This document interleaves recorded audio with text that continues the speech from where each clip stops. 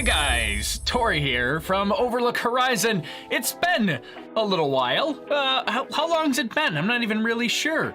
But we're back. We're ready for action here for SpaceX's Crew-2 return back from the International Space Station. Now, just in case you forgot, Crew-2 launched way back in April 23rd of 2021. They've been up there for almost 200 days, 199 days they've been on orbit here, and they're coming back tonight in just over an hour and 15 minutes from now. So, in case you haven't been here before, or because it's been so long you forgot how this all works, we're gonna hang out for a bit. We'll hang out, watch the SpaceX, the NASA broadcast. We'll chat it up. We'll take questions. We'll have answers.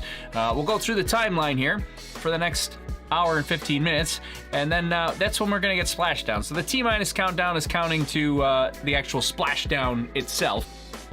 We're actually going to stick around a little bit longer than that because we'll wait and watch the crew egress from the capsule as well once they get back on the recovery ship and they pull them out.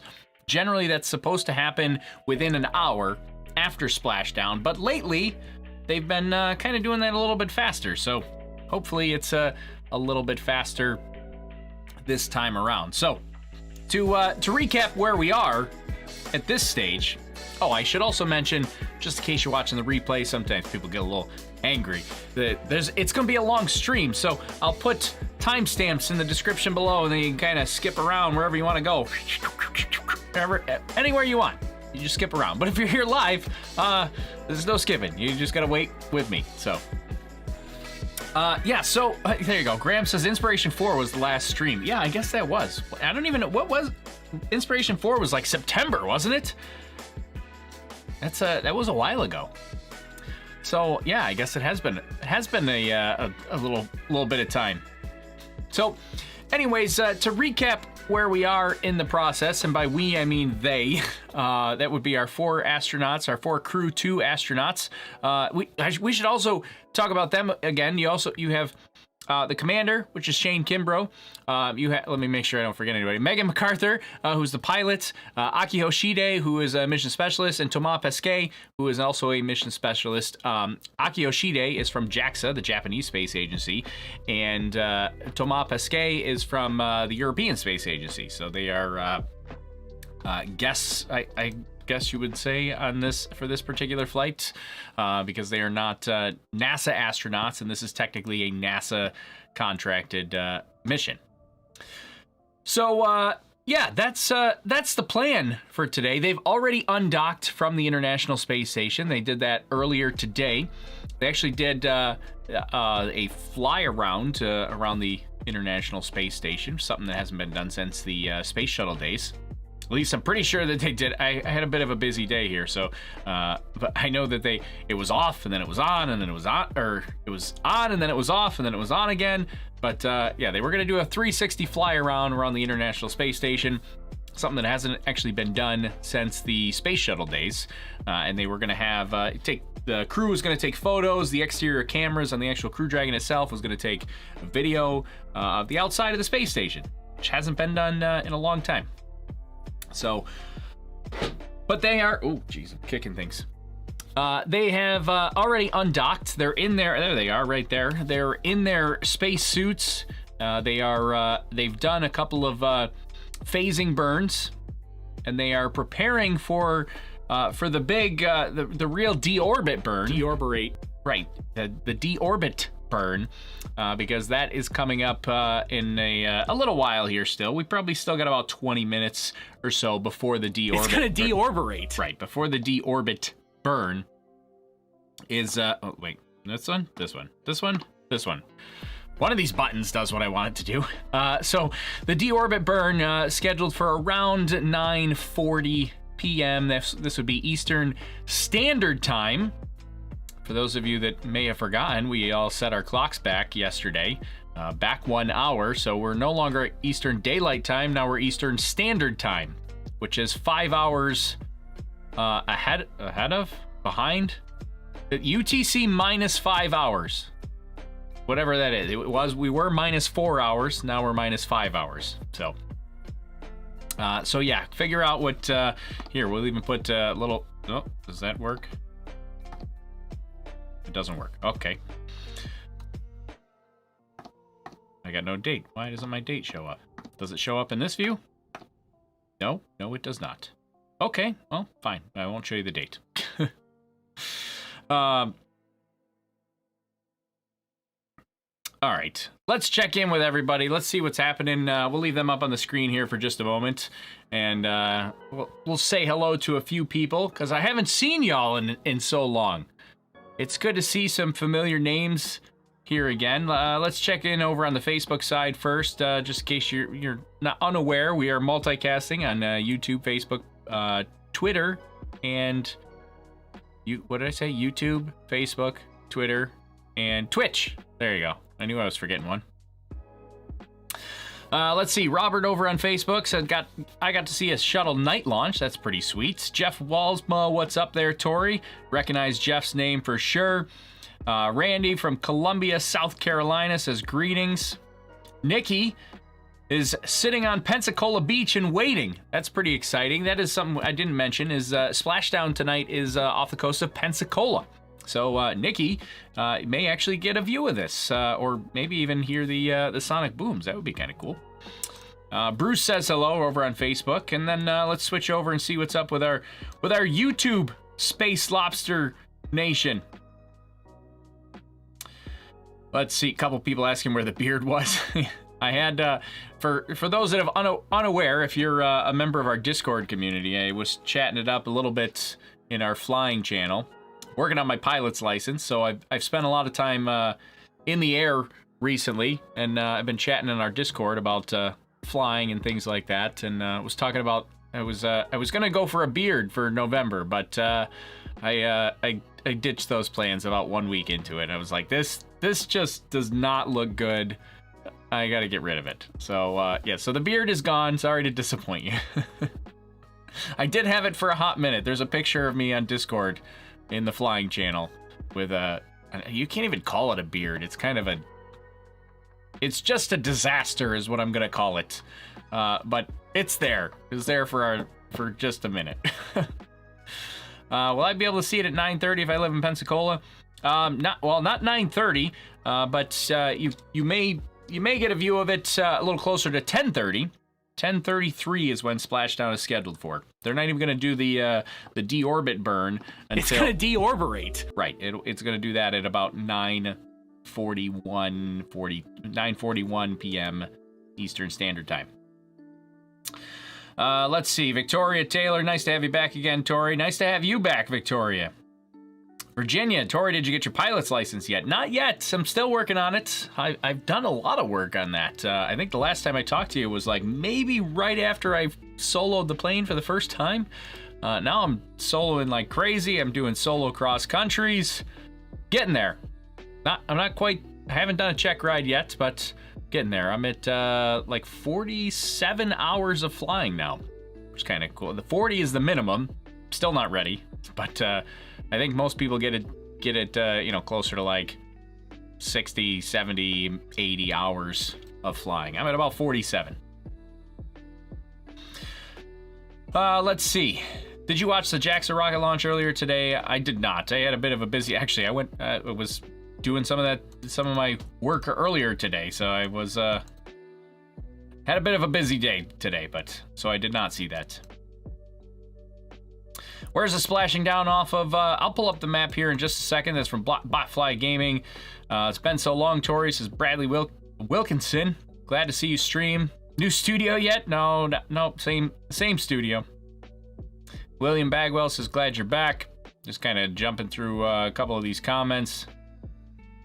Last fly around was in 2018 when Soyuz did it. Did Soyuz do it? I don't recall. I don't think. I thought the last 360 fly around, maybe it's the last 360 fly around from a U.S. vehicle, but I didn't think Soyuz ever did a 360 fly around.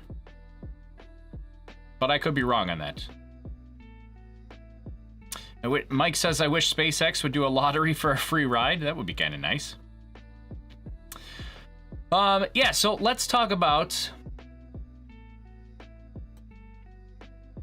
let's talk about where it's coming back and that sort of thing before we listen into some audio from SpaceX and NASA. So these purple pins here, these are kind of all the possible landing sites for Crew Dragon, right? So you had one that was way up here. This was the DM1 landing. So they kind of went way out here in the distance for the first one, make sure it was well away from population.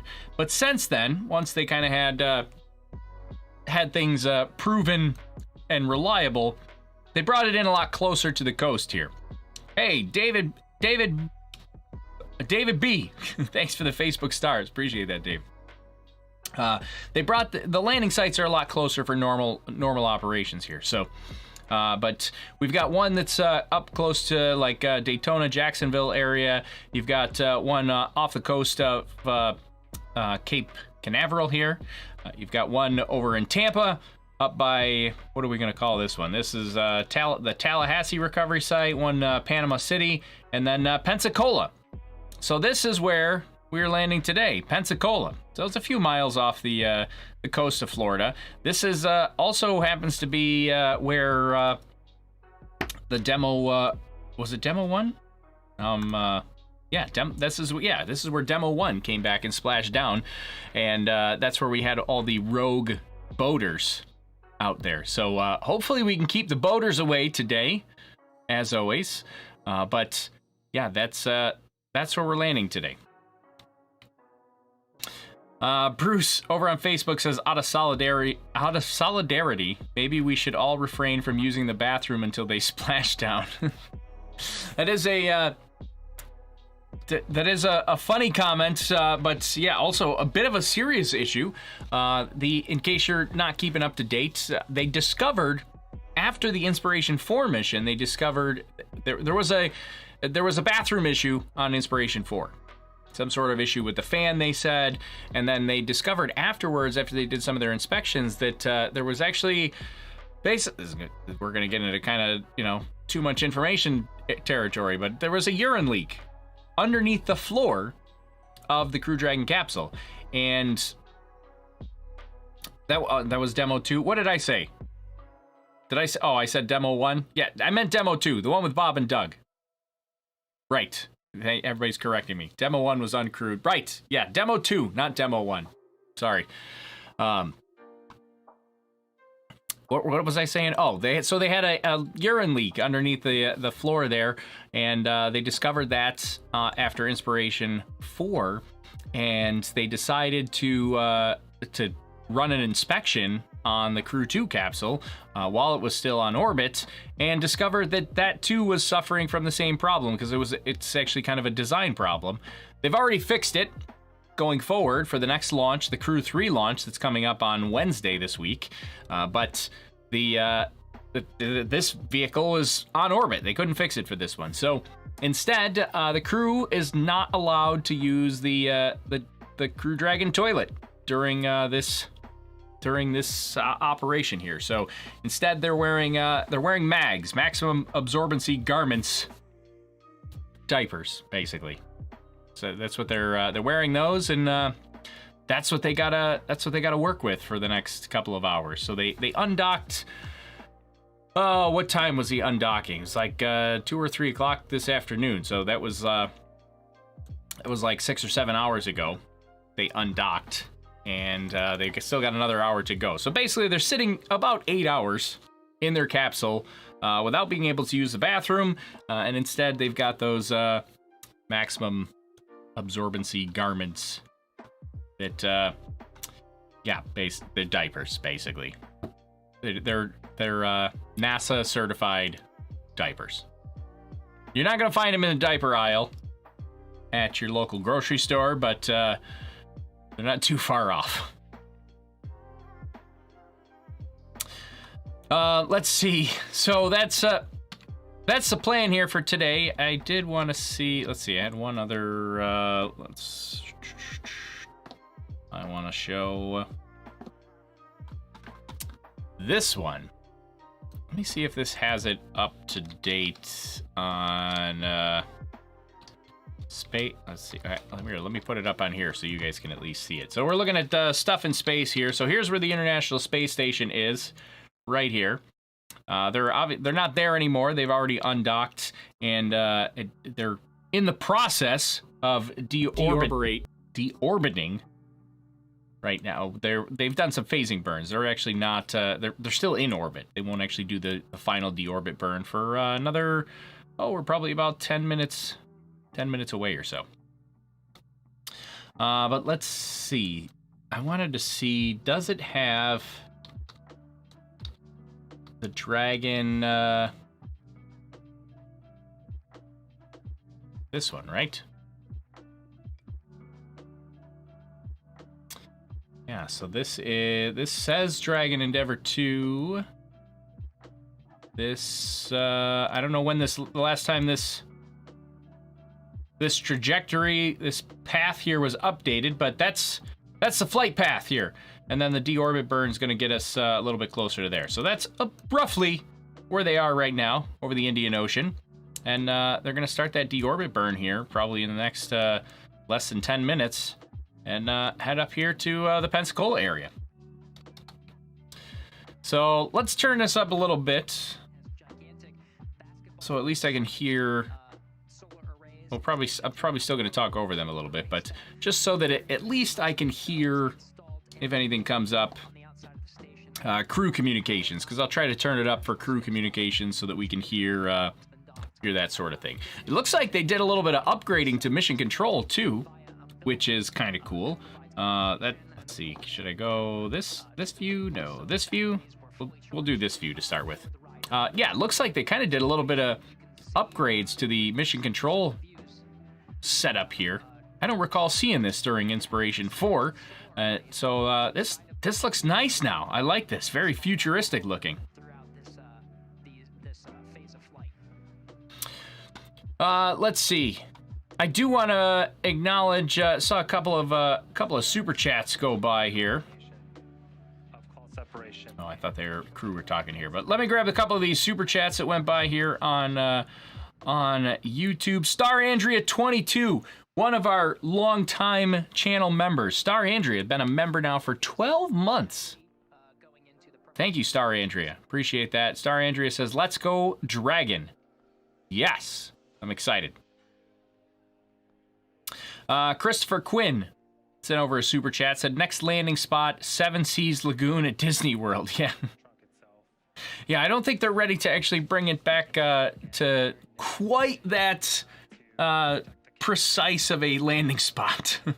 You got to remember, one of the things that's kind of difficult about the parachute landing, like you can't really see this on camera, but as opposed to like a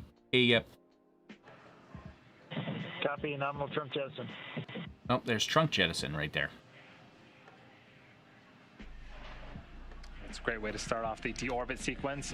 The trunk is off. And trunk is off. So the trunk is, I got my little tiny model here. Next, we're going to be reorienting. The trunk is this back section here, and that does not come back. That's going to burn up in the atmosphere. So that pops off, and just the capsule is going to come back. The top portion here. This part comes back. This part, it's going to burn up in the atmosphere.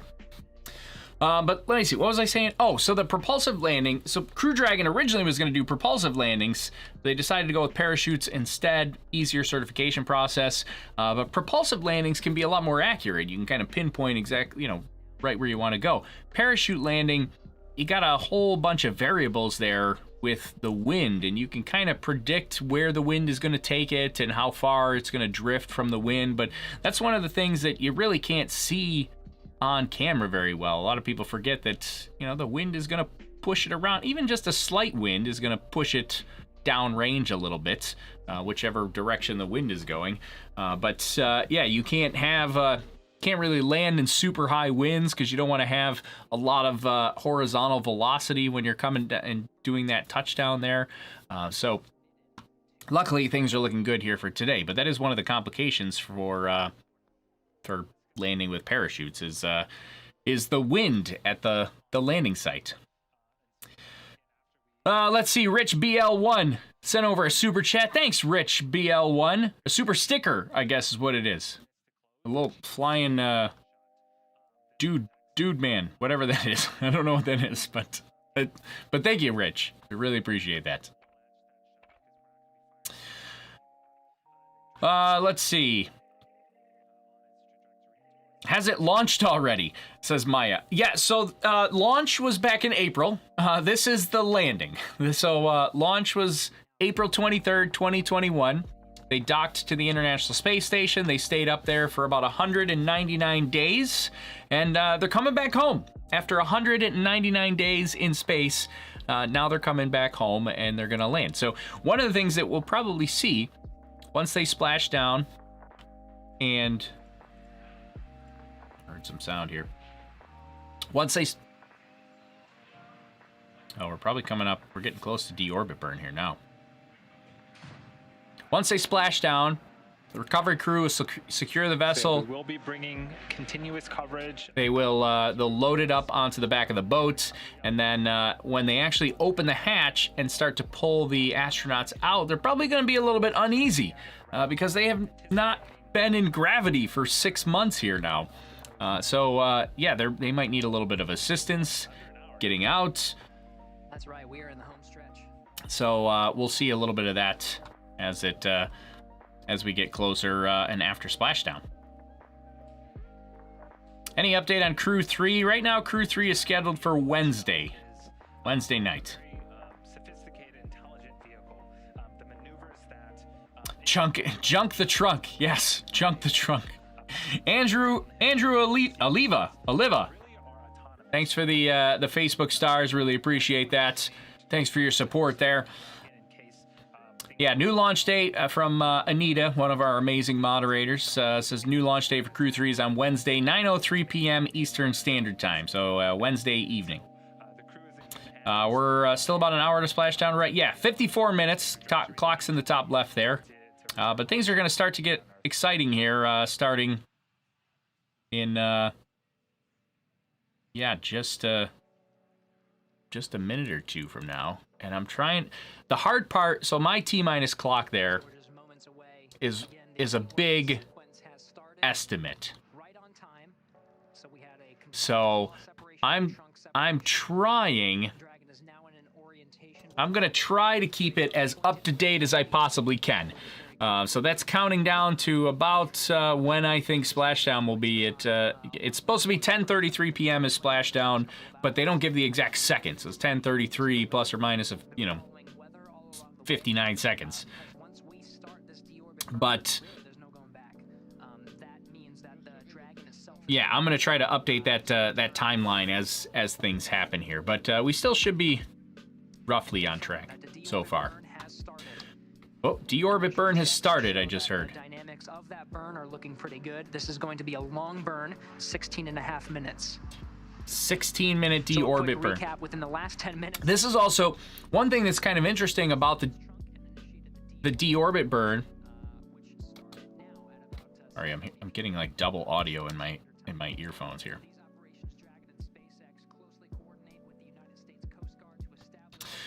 So the one thing that's kind of interesting about the deorbit burn is that the thrusters that they use for deorbiting are the... oh, I want this one. The thrusters they use are in the nose, underneath the nose cone, right? So the nose cone is still open at this point. So you can see one of our events right here is nose cone closed. They have to leave it open because they're using the thrusters in the nose cone to actually do the deorbit burn.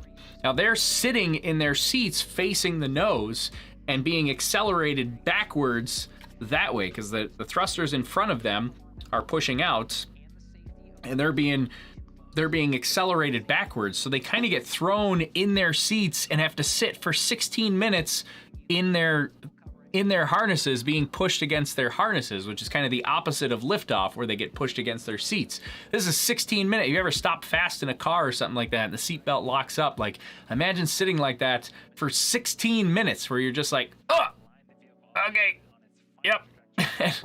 It's a long time to sit like that and a weird sensation.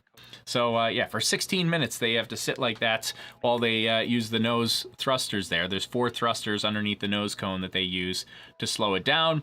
And then after they do that, they'll close the nose cone, spin it around, and the capsule itself will come back. The trunk is already gone. We've already lost the trunk, so that's gone. That's not going to come back. That just burns up in the atmosphere. Again, Dragon is essentially flying itself, so all the crew has to do is stay strapped into their seats. Let's see. Star Andrea with a Star Andrea 22 with another super sticker. Thank you, Star Andrea. Our 12-month channel member, longtime channel member, Star Andrea 22. Thank you so much. 12 minutes, 13 minutes. When you had flooding at your studio, were you able to clean it up and do any repairs? Yeah, actually, I kind of forgot about the flooding, to be honest. But yeah, I did have flooding in my studio. It was pretty minor. The only thing that, luckily, I'm kind of relatively well prepared for that scenario. The only thing I had to fix, I have a light over here that lights this side of my face, and I had to get a new one of those because the flooding destroyed that. It just fried the power from it. So now, and I almost knocked it over. So yeah, look at, see how much better it is. Dark face and like lit up here. So we don't want to be in the dark. We want to be lit up a little bit. When will we see the landing? Yeah, we should see landing. So they usually cover it. We'll have a high altitude plane from NASA that'll get the initial images. Those are like super low resolution and grainy. But then we'll see high resolution images from the actual recovery ship once it gets a little bit closer to the ground. It does take a while. One of the things it gets really frustrating for everybody is we're all waiting for images. We just gotta stand by. It takes a little bit of time. Can I see this from the Bahamas? Probably not. No. I mean, maybe, but I'm gonna say no. Let's go back. There were a couple other comments I missed. Tyler K sent over a super chat. Love the channel and your content. Very inspiring. Thanks, Tyler. Thanks for hanging out with us today. Thanks for jumping in here to watch some astronauts return. For now, I mean, this is how many times we as Crew Dragon returned astronauts now? We had Demo 2, we had Crew-1, and now Crew-2. So 3 times we're now returning astronauts, not just launching astronauts, but returning. Oh no, and Inspiration 4. Demo 2, Crew-1, Crew-2, Inspiration 4. Okay, can't forget about Inspiration 4. So this is the 4th time that we're returning astronauts on the Crew Dragon capsule, and like it seems like not too long ago that we were like everybody was just waiting and waiting for astronauts to finally launch from where's Jim? We were finally waiting for astronauts to launch. American astronauts on American rockets from American soil. Right? But yeah, we finally have done it. It's now becoming regular, and that's fantastic news. Now we're even getting like commercial flights, like Inspiration 4. Kind of awesome. When will it start the burn? Deorbit burn has already started. Started just a few minutes ago. It's a 16-minute burn. It will be done here in. We still got more than 10 minutes to go for the deorbit burn. Did they fix the toilet? No, not on this one. They did fix the toilet on Crew 3, which is launching on Wednesday. At least that's when it's scheduled for. But on this one, this was on orbit. They did not fix it for this particular capsule. They gotta wait till it comes back and then they'll fix it. So the crew is on a 6 minutes in. They're on strict orders that they are not allowed to use the Crew Dragon toilet for the entire roughly 8 hours that they're in the capsule today. So they undocked earlier today. It's about 8 hours from undocking to splashdown. So for 8 hours, they have no toilet to use. They got to use maximum absorbency garments, NASA diapers.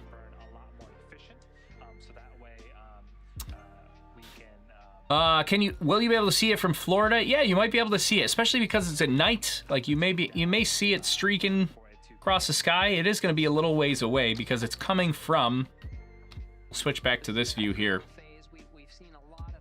it is coming from the southwest here. So you can see, where is it right now? Just off here's Dragon Endeavour, off the southern coast of Australia, about to start making its trek towards the north here, northeast.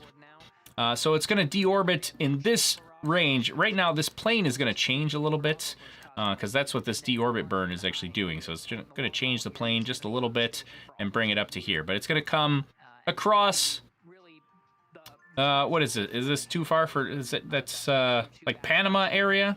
Maybe Mexico? My geography is not so great here, but I'm going to come right across there, landing around Pensacola. So if you're in Florida, like maybe you might be able to see it if you're on the west coast of Florida. Pensacola, I think you got your best shot if you're in the Pensacola area. But yeah, keep an eye out on the sky towards the southwest, and that's where it's coming from. So yeah, you may see.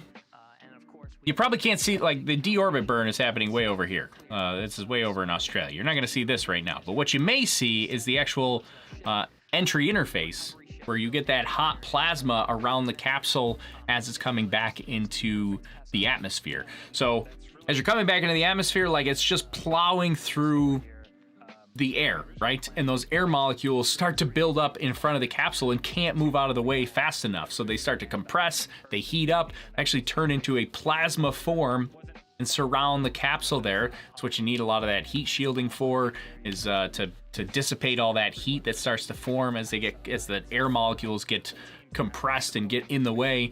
It starts to heat up the capsule. You get plasma that forms on the outside. That's actually why we also get our communications blackout, because that plasma that forms on the outside of the capsule, very difficult to get radio signals through that. So there's a communication blackout that lasts for a few minutes there while it's traveling through that. But if you're in Pensacola or somewhere around the Gulf Coast there, that's kind of your best chance at maybe seeing it streaking through the sky there. Is that would be that'd be your best shot.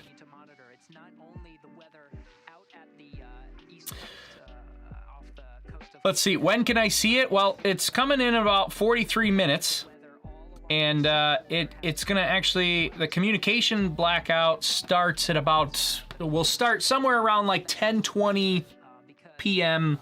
Eastern Standard Time. So that communication blackout is about, what's that? That's about half an hour from now. So in about half an hour is probably when your peak chance of seeing it is going to be. About 30 minutes from now. So it's got to be the right conditions.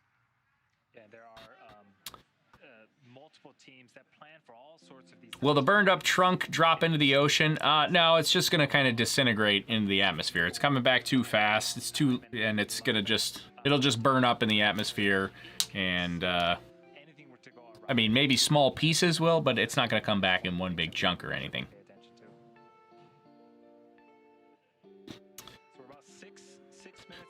Let's see. So deorbit burn is still in place. The deorbit burn is scheduled to end here in about 6 or 8 minutes or so. Seems like they're a minute or two ahead of schedule even. So maybe I back this up to something like this. We're gonna play with the clock a little bit as we get closer. In fact, when it comes to the parachutes, that sequence is automatic, but it happens seconds from each other. The mortars themselves are deployed to release 2 drogue parachutes that slows the Dragon capsule down from 350 miles per hour initially. Those are the right after we get outside of the blackout zone, which is when the Dragon itself is entering through the atmosphere, engulfed in plasma, so the communications can't get through. But right when we exit out of that and we get an acquisition of signal and are able to talk to the crew inside Dragon again, they should be traveling at roughly 350 miles an hour. But once we deploy those drogue chutes, all of that's going to really happen at about 7:29 p.m. Pacific time, 10:29 p.m. Eastern. The drogue parachutes will deploy, they'll stay out for a little bit, and then 40 seconds later, the 4 main parachutes will deploy. And from 350 miles an hour, with that... So he's chatting it up about kind of what the re-entry procedure looks like. I mean, let's take a look. We can kind of show... let's show the order of events here from... the SpaceX website, just so you can kind of see the timeline that he was talking about here. We'll even hide the events list here for just a minute. But here's the order of events that's happening here today. So you've got a lot of this stuff has already happened. Hatch closure was earlier today, 12 o'clock Eastern Standard Time. The undocking was around 2 o'clock Eastern Time. You've got some departure burns to get it away from the International Space Station. There was a series of those burns to get it away and get it phased, preparing for landing. Deorbit burn is what's underway right now. It's gonna deorbit. The nose cone will close after that, because remember, they're using the thrusters under the nose cone for the deorbit burn, and so obviously they can't close the nose cone until after they deorbit. Right, after they deorbit. So they'll close the nose cone. Trunk is already jettisoned. Then we're gonna have that. Then they're coming home. They're on track to come home. I mean, once they close that nose cone up, then they're basically just over 30 minutes from being home. So it takes them about 30 minutes from that point to plow through the atmosphere, deploy the parachutes, and come on back. So that's kind of the order of events that we've got here today. They did a little bit of phasing. Here's our 4 astronauts here today. Shane Kimbrough, the mission commander. Megan McArthur, the pilot. Aki Hoshide from the Japanese Space Agency. He's a mission specialist. And Thomas Pesquet, he's from the European Space Agency, also a mission specialist for this particular mission. So there it is, the Crew Dragon capsule getting ready to come back, and we're getting pretty close. We should be that deorbit burn should be finishing up here. What do we got? Another 3 or 4 minutes. We're getting about 2 minutes. 2 minutes For the end of the final burn. They're saying 2 minutes. Okay. The Dragon and the crew We'll have see. gone through a number of burns throughout today's downhill phase. Again, we are nearing the end of sort of the marathon here. So this must be exciting for the crew on board the Dragon as well, knowing that this is the last burn that they're going to feel, last burn that they're going to hear. And after this, it's really going to be a smooth sailing, so to speak, into the Atlantic Ocean.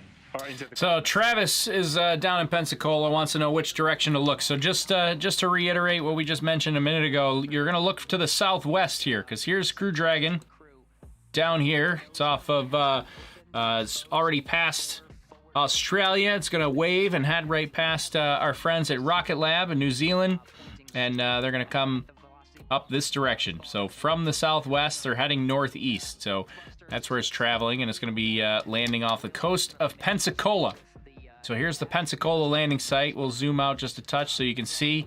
Pensacola landing site is this purple pin, the very last one on the left here. So this is the Pensacola landing site. It's, let's see, can I measure distance here?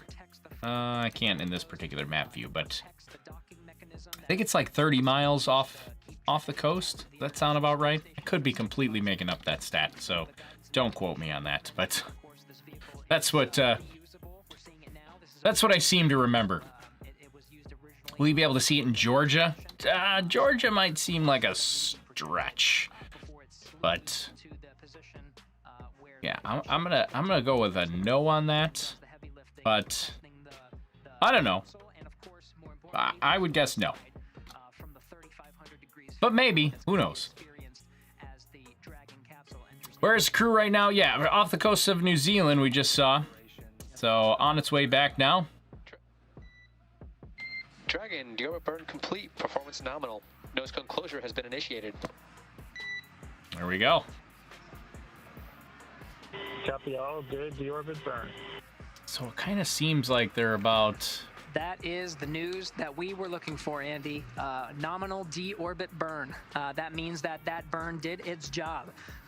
You see, immediately we're going into closing the nose cone. So now that it's done its job, the forward bulkhead Dracos will not be fired again. We're going to close the nose cone and protect some of those critical equipment and get the Dragon oriented in a position ready for entry. Yeah, so it takes a couple of minutes for the nose cone to close. It doesn't just swing shut. And so it'll be closed, and then there'll be latches that will secure it into position. From there, we will slew the Dragon into the orientation to make sure that the heat shields are facing forward, so to speak. The heat shield will be what meets the Earth's atmosphere first. It'll absorb and dissipate all of that heat upon re-entry, and then we'll we'll go through the blackout period where we won't have comms from Dragon to ground or ground to Dragon. Then after that, we'll deploy our parachutes and land. Hey, Graham, one of our awesome moderators who was chatting it up in our Discord on the Flying Channel about my beard a couple of days ago, said, "Will this help bring the beard back?" I appreciate the support. I don't know if it's going to help bring the beard back. I had the beard for about a week, and it looked terrible, so I got rid of it. I was going to grow a beard for November, but it just wasn't working out. Maybe I might try again. Wow. Might try again at some point, but yeah, I think I'm done with the beard for now. And lose the signal. Where do I look in Florida? Southwest. It's coming from the southwest. Expect a loss of signal for about 7 minutes. The communications can't get through the plasma that's engulfing the Dragon on its way in. Is that your own secret Crew Dragon capsule tracker? This is called Stuff in Space. If you type !stuff into the YouTube chat, it'll give you a link to this. It's just using public, basically public tracking information to generate this 3D looking map here. So nothing special that I use. Just this particular awesome tool. So we won't see it in Pennsylvania. Yeah, I'm gonna go with a definite no for Pennsylvania. You're definitely not gonna see it in Pennsylvania unless you're right here watching with me. Because I'm in New York and I'm not seeing it. I'm not gonna see it either, except for here. I will see it here with all of you. You're not a beard person, says my moderator Anita. Yeah, I don't know. You might be right, but I want to be a beard person. I've always wanted to try to grow a beard. I've tried before. I always get to about a week and I look at myself in the mirror and I'm like, what are you doing? What is wrong with you? Get rid of that. It looks like a mess. What are you doing? These are the conversations I have with myself in the morning when I have a beard. That's all we were here to talk about. We're not here to talk about the beard. So nose cone closure should be pretty close here. So you're trying to keep my timeline up to date. Should get confirmation, if not already, that the nose cone has closed, and we are getting confirmation. Nose cone is closed, and so again, we are swinging to the right orientation. And during this, for the next 19 minutes or so, Dragon's altitude is decreasing, and then once we get low enough and start building that friction, we will enter the blackout communication. So around 7:19 p.m. Pacific time is when we're expecting the blackout communications period. When will it enter? So as we begin... When will it enter the atmosphere? Is that what you said? I saw it. When will it... Yeah, there it is. From Allison Sapp. When will it enter the atmosphere? So we're expecting... right now, what they're doing, they've closed the nose cone, and they have to flip it around. So they use the nose cone to slow it down. So it's heading this way, and they've got it facing this direction with the nose cone.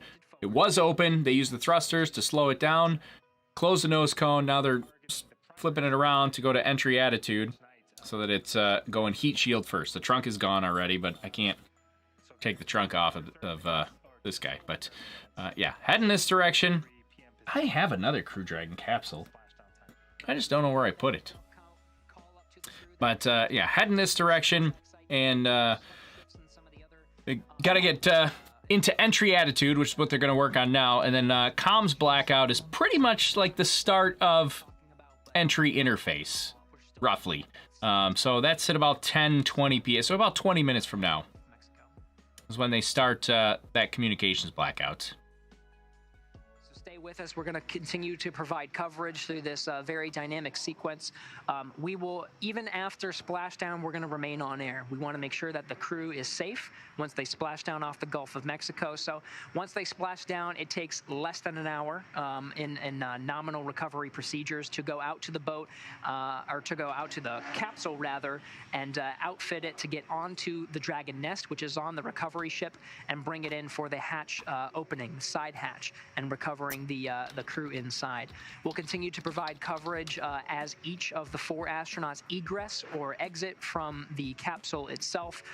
We hopefully will get some views of them, maybe pumping fists, or as long as they're feeling healthy, of course, we'll get some views of them on the recovery ship.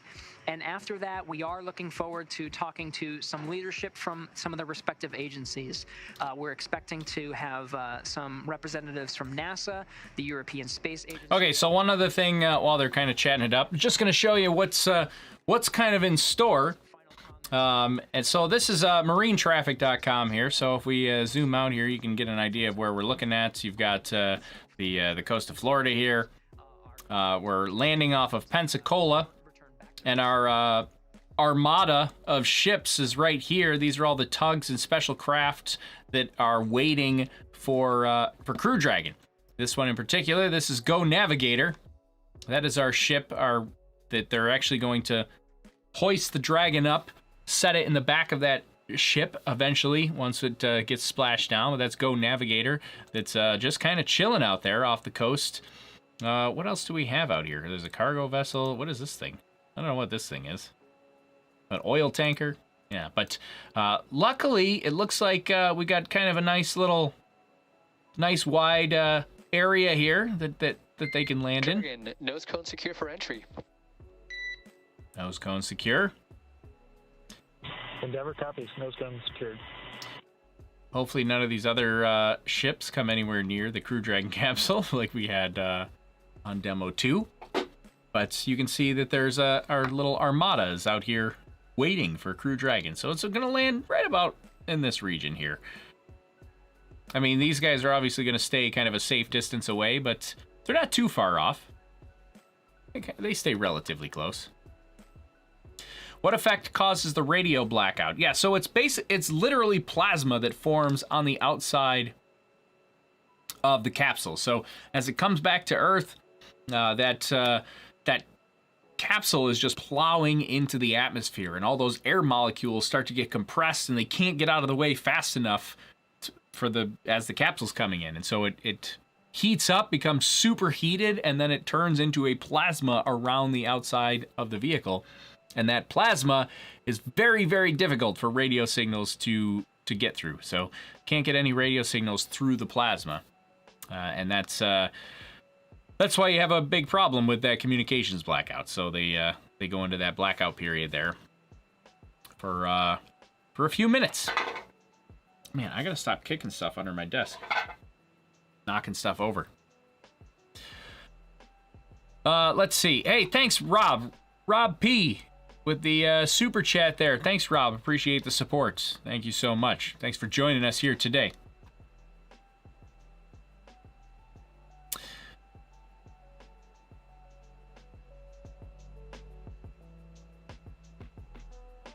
What's the difference? This is a good question. This is an interesting question. What's the difference between attitude and altitude?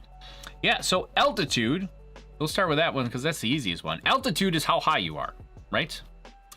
Attitude is your orientation, the vehicle orientation, as far as like which direction it is pointing. So attitude would be, this is attitude, right? Any of this stuff is attitude. Altitude is this, right? High altitude, low altitude. This is attitude. Make sense? Thanks for the question. Can I see anything from Ohio? No. Nope. Right here on the YouTubes. That's what we're here for. You watch it on the YouTube machine. With our friends, the Space Lobster Nation. Space Lobster ate the T-Teb. That's the answer. That's the answer. You come watch it with us.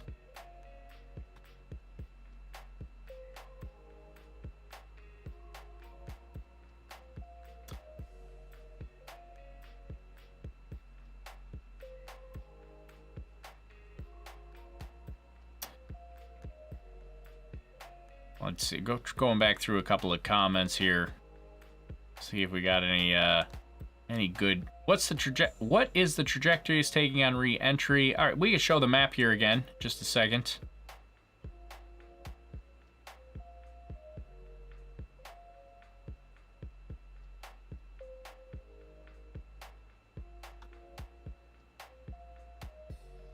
Should I wear ear protection?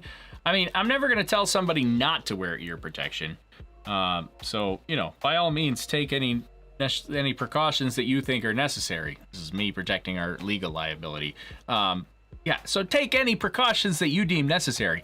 If it were me, I personally would not wear ear protection to listen to, you know, any sort of sonic boom that you might be able to hear. I've gone to launches where we've had the booster come back and you get the sonic boom. I have not worn ear protection for that. So I'm going to tell you what I have done, what has been my experience in the past, and I will tell you that. How's that? How's that for an answer? All right, so a lot of people want to see the map again. What map? This is called Stuff in Space. You can type !stuff into the YouTube chat, and our friendly Nightbot will give you a link to it. But yeah, so right now they're about right about here in the Pacific Ocean. They're coming up here.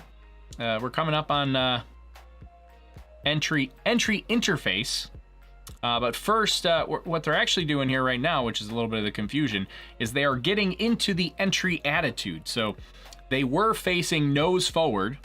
They were coming this way, nose forward, because they were using the thrusters inside the nose to slow down. Weird feeling. It throws you forward in your straps because you're being accelerated backwards that way. So it's like slamming on the brakes in your car and you're... Endeavour, SpaceX for entry brief.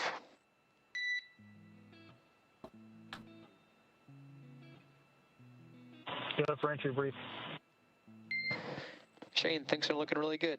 No deltas to timeline. Vehicle is nominal. We're tracking no issues for entry. Entry targeting is also nominal. Note that you may see the landing site slightly off in the world view. That is expected and nominal due to the entry purge, and entry guidance will clean that up, so that's nominal. There's no deltas to weather. The recovery fast boats have been launched, and they're awaiting arrival. I'll copy. Great news all around. Thanks, Chris, and we copy all. We copy, thank you. All right, so good news. They've got their little entry briefing there. Sounds like everybody's ready for him, ready to go. But yeah, they're about here in the Pacific Ocean. This is a little bit different. Oh, actually, it updated, kind of. Or maybe it might have just been the Earth rotated. But yeah, so they're coming up here. They're gonna be right up in the Pensacola area is where the landing is. So.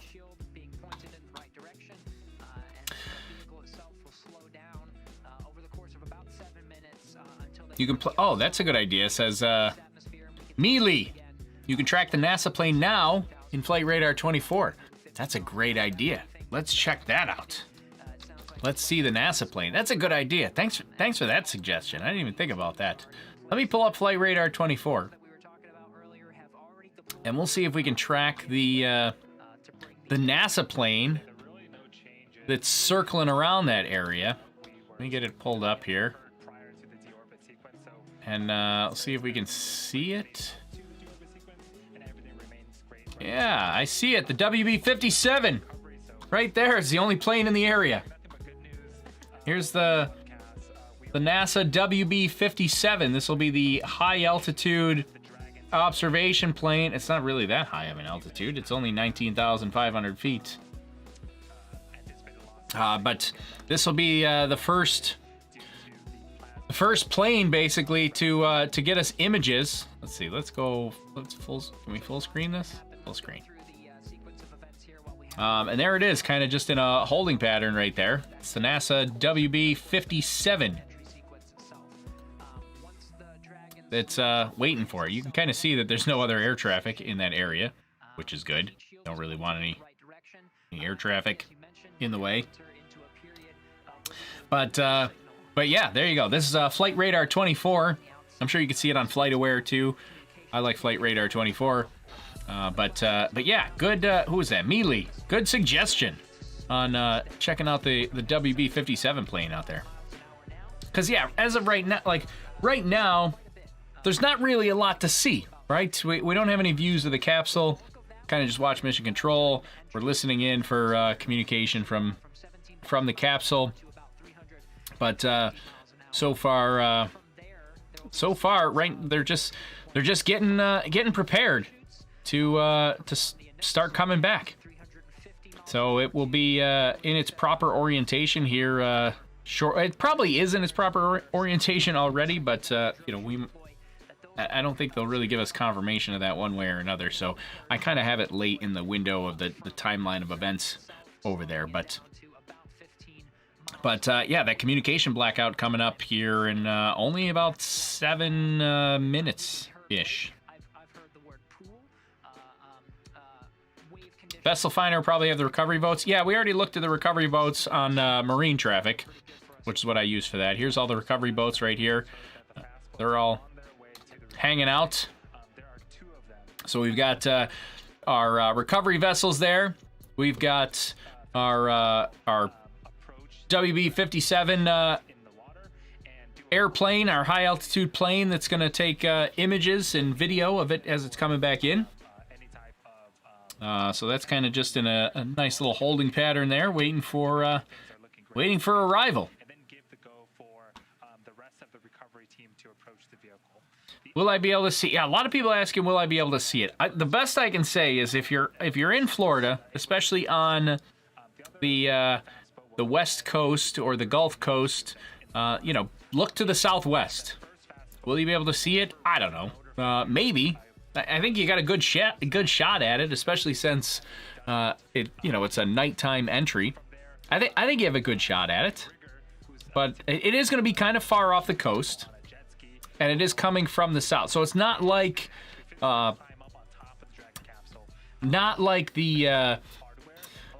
what was it, Inspiration 4 that flew right over Florida, landed on the east coast there.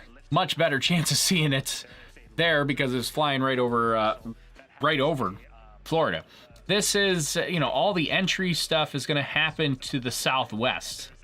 So entry is going to be like somewhere over here in the southwest of the Gulf Coast here. And then, or the Gulf of Mexico, southwest of the Gulf of Mexico here. And then the landing's going to be up here in Pensacola. So could you see it? Maybe, you might be able to see it. But I don't know. SpaceX for crew entry preparations.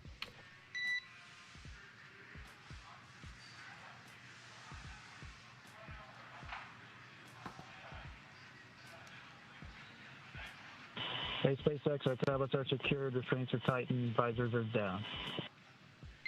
We copy all, thank you. Approximately 4 minutes, 30 seconds until anticipated comm blackout. We'll see you on the other side at 0326. Copy 0326, talk to you then. 4 minutes, 30 seconds takes us to 7:20. Right on the money, 7:20 p.m. Pacific Standard Time, 8:20 p.m. Eastern. So that's the calm blackout that we were talking about. It's a 7-minute period where we're really in the atmosphere at that point. The heat shield is doing its job of dissipating the 3,500 degrees of heat that's surrounding the vehicle at that time and slowing the vehicle down to 350 miles an hour. So everything is happening right on cue. 7:20 p.m. is when we're expecting that loss of signal. It is an estimate, so there might be a variation of a couple of seconds, couple of minutes. We'll stand by for that 7-minute period. So we'll be looking at approximately 7:20 to 7:27. Yeah, and again, as we get closer to the end of the blackout communications period, we typically hear the either Dragon or ground pinging each other to make sure that they do have signal acquisition. So again, 7 minutes, and we'll be with you the entire way for signal acquisition. Shortly after that, the drogue chutes will deploy. That happens at about 18,000 feet, and then at 6,500 feet, that's when the main chutes deploy. So we talked about deployment in terms of speed, right? But there are sensors on the Dragon vehicle that detect both velocity and pressure, and they know basically exactly when to deploy. So again, the Dragon vehicle, super intelligent and basically pilots itself. That's why even through this blackout period, the Dragon knows where it's at, it knows where it needs to go. So the crew is in good hands.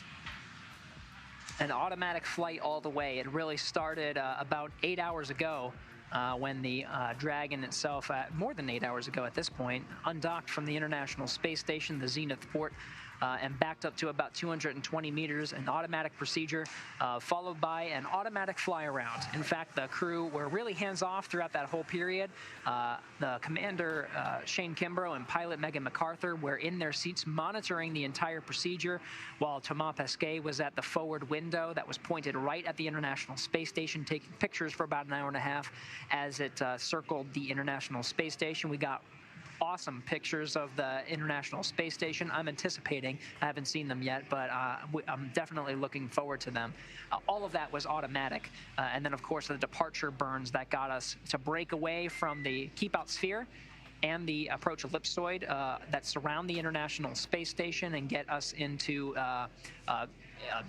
lower altitude, about 10 kilometers below the station. All right, so I updated the timeline a little bit here. I'm kind of taking some guesses here, trying to see if we can get the timeline to be pretty accurate. I also added the end of blackout as well, so we can get an idea of that. But that communications blackout expected in like a minute and a half is when we're expecting that. So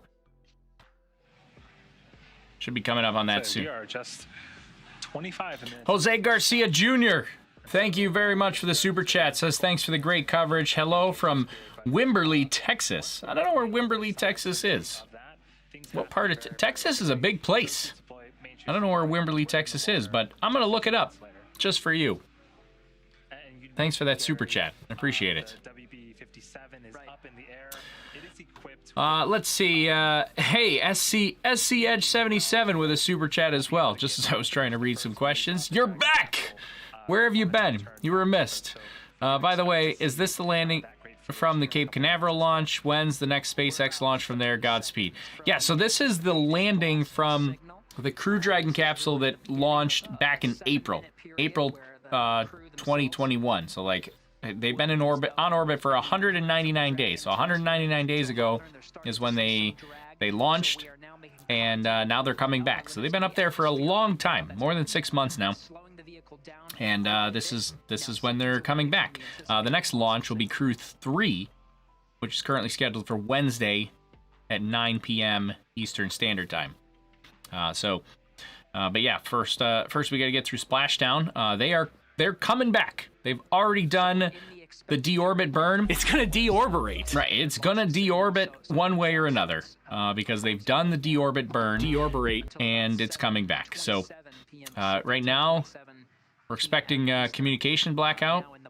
And entry period, and we did hear that we did hear some initial confirmation from the Dragon teams here. They're starting to see some drag, so we'll see the vehicle slow down here quite a bit. So there you go. Communications blackout period has started. The teams are starting to pick up. During this re-entry, they're starting to get some indications of drag being induced on the vehicle, meaning that it's starting to reached the atmosphere now. So just to give you an idea on where it is, here's about where it is right now. This is a rough estimate, but this is roughly where it is coming up to Pensacola. So it's right about here. Now we're getting into the atmosphere. We've got entry interface. We're getting some drag, and it's headed for the Pensacola landing site. We've got our WB-57 observation plane right there, waiting for it to come back. That'll be our first images we see of the Crew Dragon capsule come from that. We've got our recovery armada here.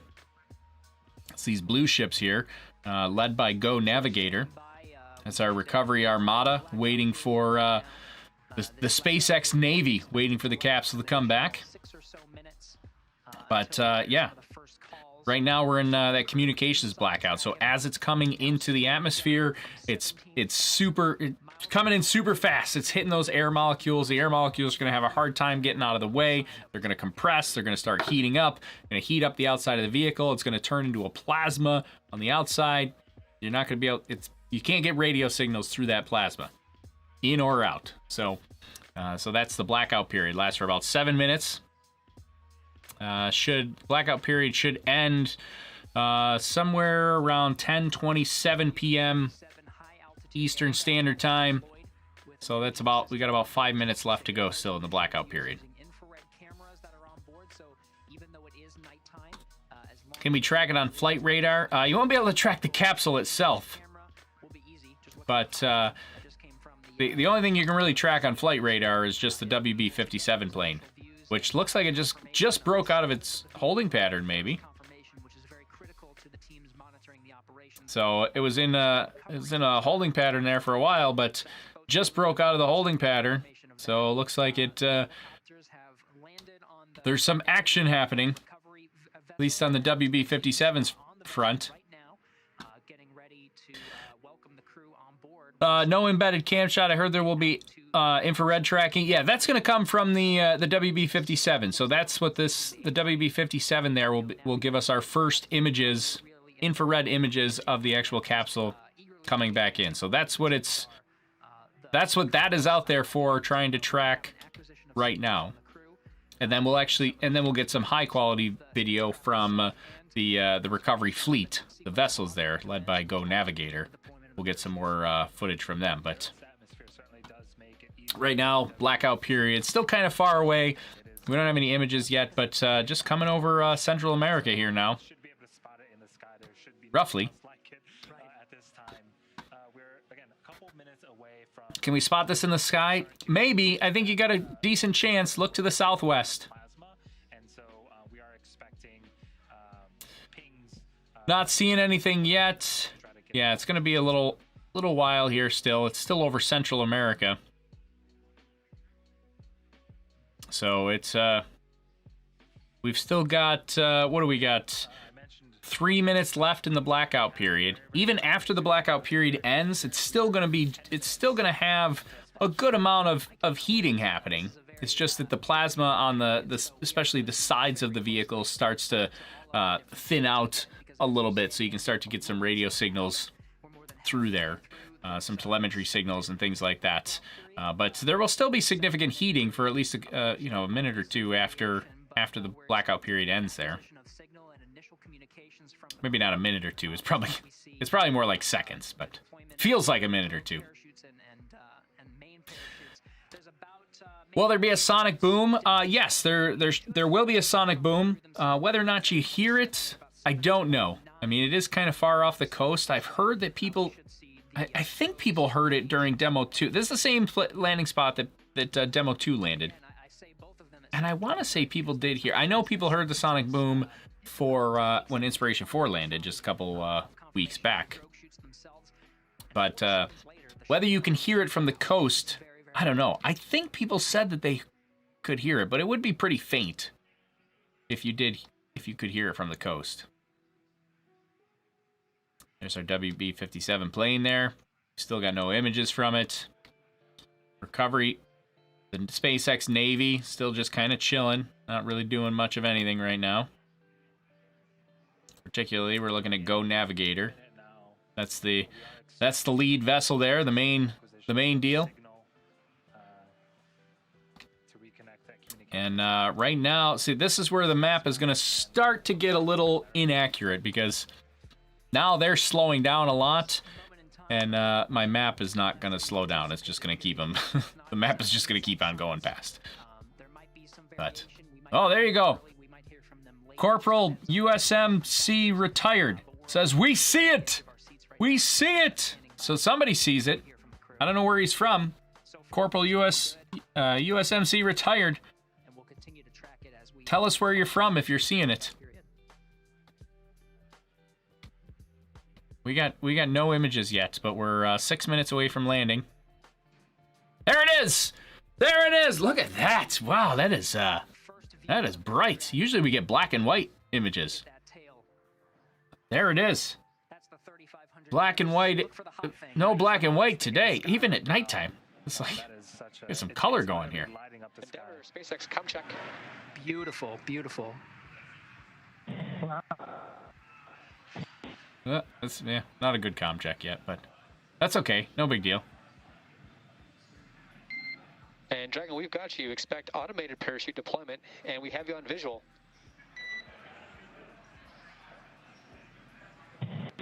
Automated shoots.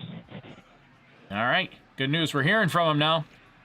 So there's the end of our blackout period there. Blackout has ended. Wonderful to hear from. Waiting on the drogue shoots. Now it's only this goes by pretty quickly here. Goes by pretty quickly. Drogue shoots come out at about 4. GPS converge. Expect nominal altitude for drogues.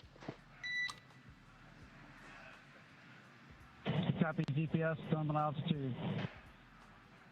So right about 4 minutes. Again, nominal altitude for T-minus drogues. 4 minutes is when the drogues should come out. Again, good news after good news, Gary. Things are looking great for Crew-2 return. Where's my mouse? I lost it. I need my mouse back. There it is. The trail is gone. Yeah, now we're black and white looking now. That was weird. That it was kind of cool looking. F9R Dev said, "I got view." That's awesome. See it from Dauphin Island? I'm not sure where that is, but... All right, we're getting close to the drogues. The thermal imaging system on board the WB-57 is getting us great Let's views see, of the drogues capsule, should but come out. give They're us supposed to come out right equally around good 4 views minutes or of so. deployment expected seconds from now. So any second we should see drogue deployment.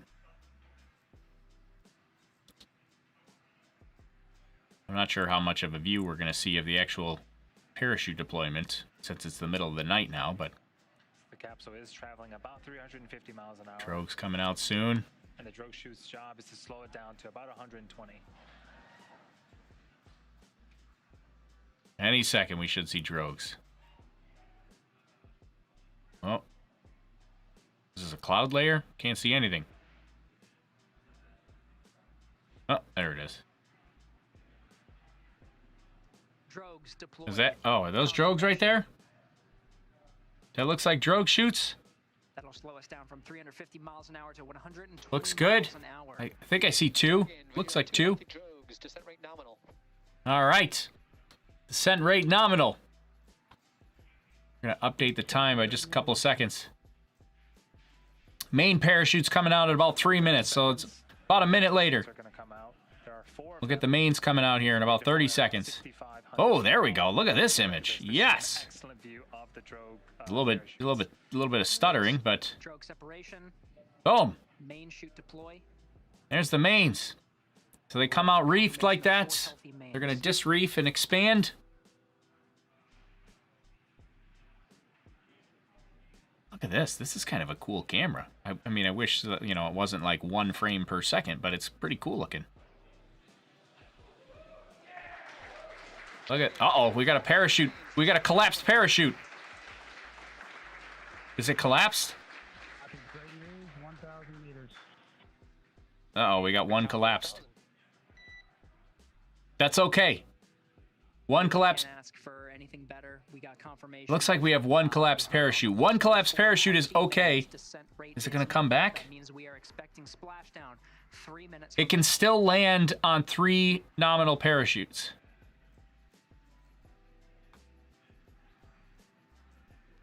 It does look like one chute is collapsed, though. Visually, you can see one of the mains taking slightly longer to inflate. Meters.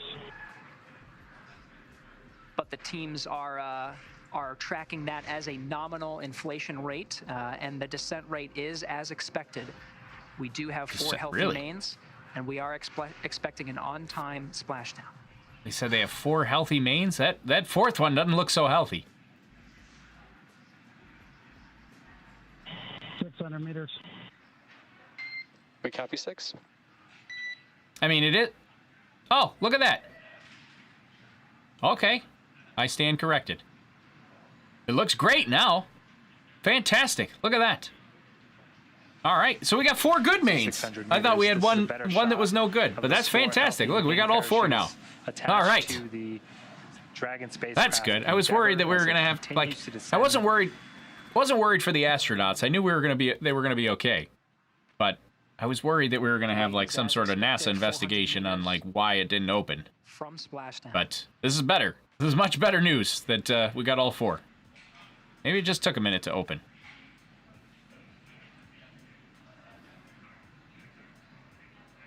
300 meters.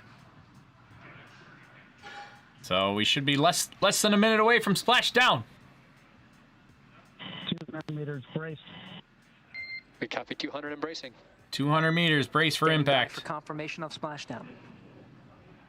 This is such a cool camera. I just wish it had a better frame rate.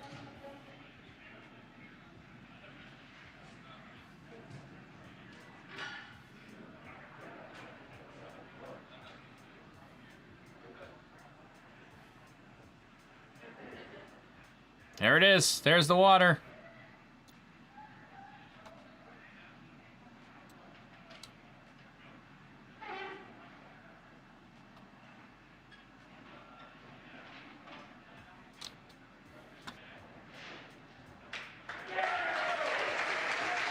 Splash down. Boom. Splashdown. Look at that. Yes. SpaceX C splashdown and mains release.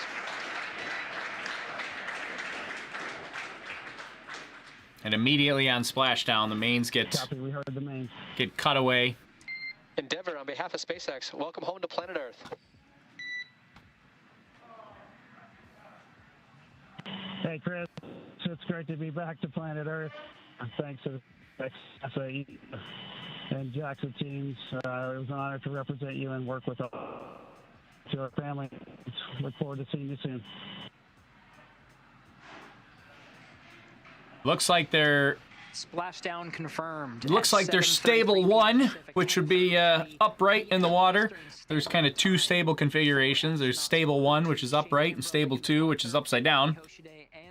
The capsule is just fine in either orientation. They got to do a little more work if it's in stable 2 to get it back to stable 1, but looks like it's in stable 1 right now, which is good. On their way to meet up with Crew Dragon Endeavour. Now splashing down. Warhammer says, I saw re-entry from the beach in Mississippi just a minute ago. It was amazing to see. Just heard the sonic boom. All right, there we go. Some confirmation right there. Hey Shane, you're coming in broken, but we see stable 1.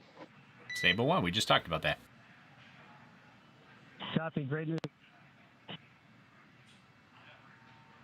Stable 1 is the configuration that we were hoping for. Stable 1. All right, so we should, let's see. Let's check on our recovery fleet. Is it moving? Are we seeing any movement? We're not really seeing any movement here. I'm not sure how quickly we would see movements, because this says position was received 11 hours ago. This is not quite like fast updating like flight radar is. Flight radar 20. And Dragon, please repeat. Getting some broken comms here, it sounds like. Yeah, we're going to raise our visors if you got that.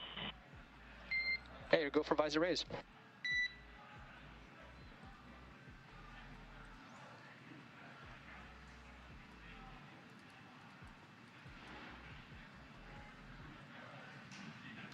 So it looks like the astronauts inside are going to be lifting those visors. The recovery team has been waiting about 3 nautical miles away.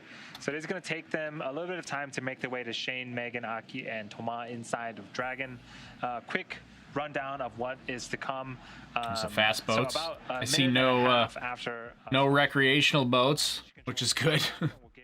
So we'll get fast boat arrival here. When the fast boats arrive, they're gonna recover the parachutes. They'll kind of pick all those up, get all the lines out of the way, get those recovered. They'll do a hypergolic check. SpaceX check. Yeah, seems like they're having communication issues. Endeavour has you loud and clear, SpaceX. Huh, maybe not. We have it loud and clear as well. We stopped the boat. We have it much better now. What did he say? We stopped the boat? Is that what he said? So some good comms checks on screen right now. That is the Dragon capsule in the background, upright and stable in the Gulf of Mexico, and there's a boat that is heading towards it. So at about L plus 30 minutes, the Dragon rigging is expected to complete. Again, rigging is where an employee as part of the recovery team will physically climb on top of Dragon and attach hardware necessary to hoist Dragon up and out of the water. Recovery ships also You see arrive that at this time. the guy on the fast boat in the infrared camera that's like, hey! He's probably doing some kind of work, but it just looks like he's celebrating, like, yay! He's still just waving away. But yeah, so the fast boats are going to go up there. They're going to recover the parachutes. They're going to do a hypergolic check. The capsule does use some of its hypergolic fuel for thruster activity during re-entry. Not the big Super Draco engines, like the abort engines, doesn't use those. Just little tiny Draco thruster movements as it's coming back in to keep its attitude and orientation as it's coming through the atmosphere. Just needs a little nudge here or there. So as it comes back, there could be some residual hypergolic fuels or fumes that are around the capsule. We saw that on Demo 2. It took them a really long time to get Bob and Doug out of the capsule because of that. Personnel to approach. Expect personnel alongside momentarily.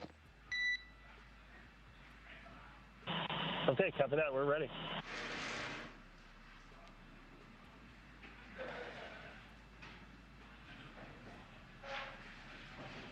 TP Seeger says, I think the guy on the boat is giving hand signals to the boat captain. You're probably right. That makes a lot more sense than what I was saying, but yeah, so we'll see some hypergolic checks. You'll see somebody actually climb on board. There'll be that's one of the there's going to be a guy on board that's going to actually connect it and hook it up to. They just launch a flare? What is this? What is this right here? You're welcome on board on the display cam, SpaceX. Is it a drone? We copy. Thanks, Shane. Kind of looks like a drone now. What is that? It's a UFO. And a guy in a jet ski. I don't think I've ever seen a jet ski in infrared before. It's kind of cool. Watching over their shoulder, the crew themselves really are just in a waiting position. Their seats were rotated for chute deployment and for splashdown, so they're in a slightly. Oh, there you go. Yeah, TP Seeker. It's so hard to see what's happening when it's all dark, but yeah, TP Seeker says they have to get the chutes pulled up before they approach the capsules, so they're not getting all tangled up in there. That makes a lot of sense. You should run this TP Seeker. What am I doing here? Yeah, it's hard to see. A lot of times you can see this. You can kind of see the activity in the daytime, and it makes a lot more sense as to what they're doing, but hard to tell what they're doing when you got infrared cameras that are at 2 frames a second here. Right next to the spacecraft, it is ready to hoist onto the A lot of lighting there. and onto the Dragon nest. We got what appears to be some kind of drone way up here. It's gone now. I really want to know what that is. Got some crazy spotlights going on. It's kind of cool.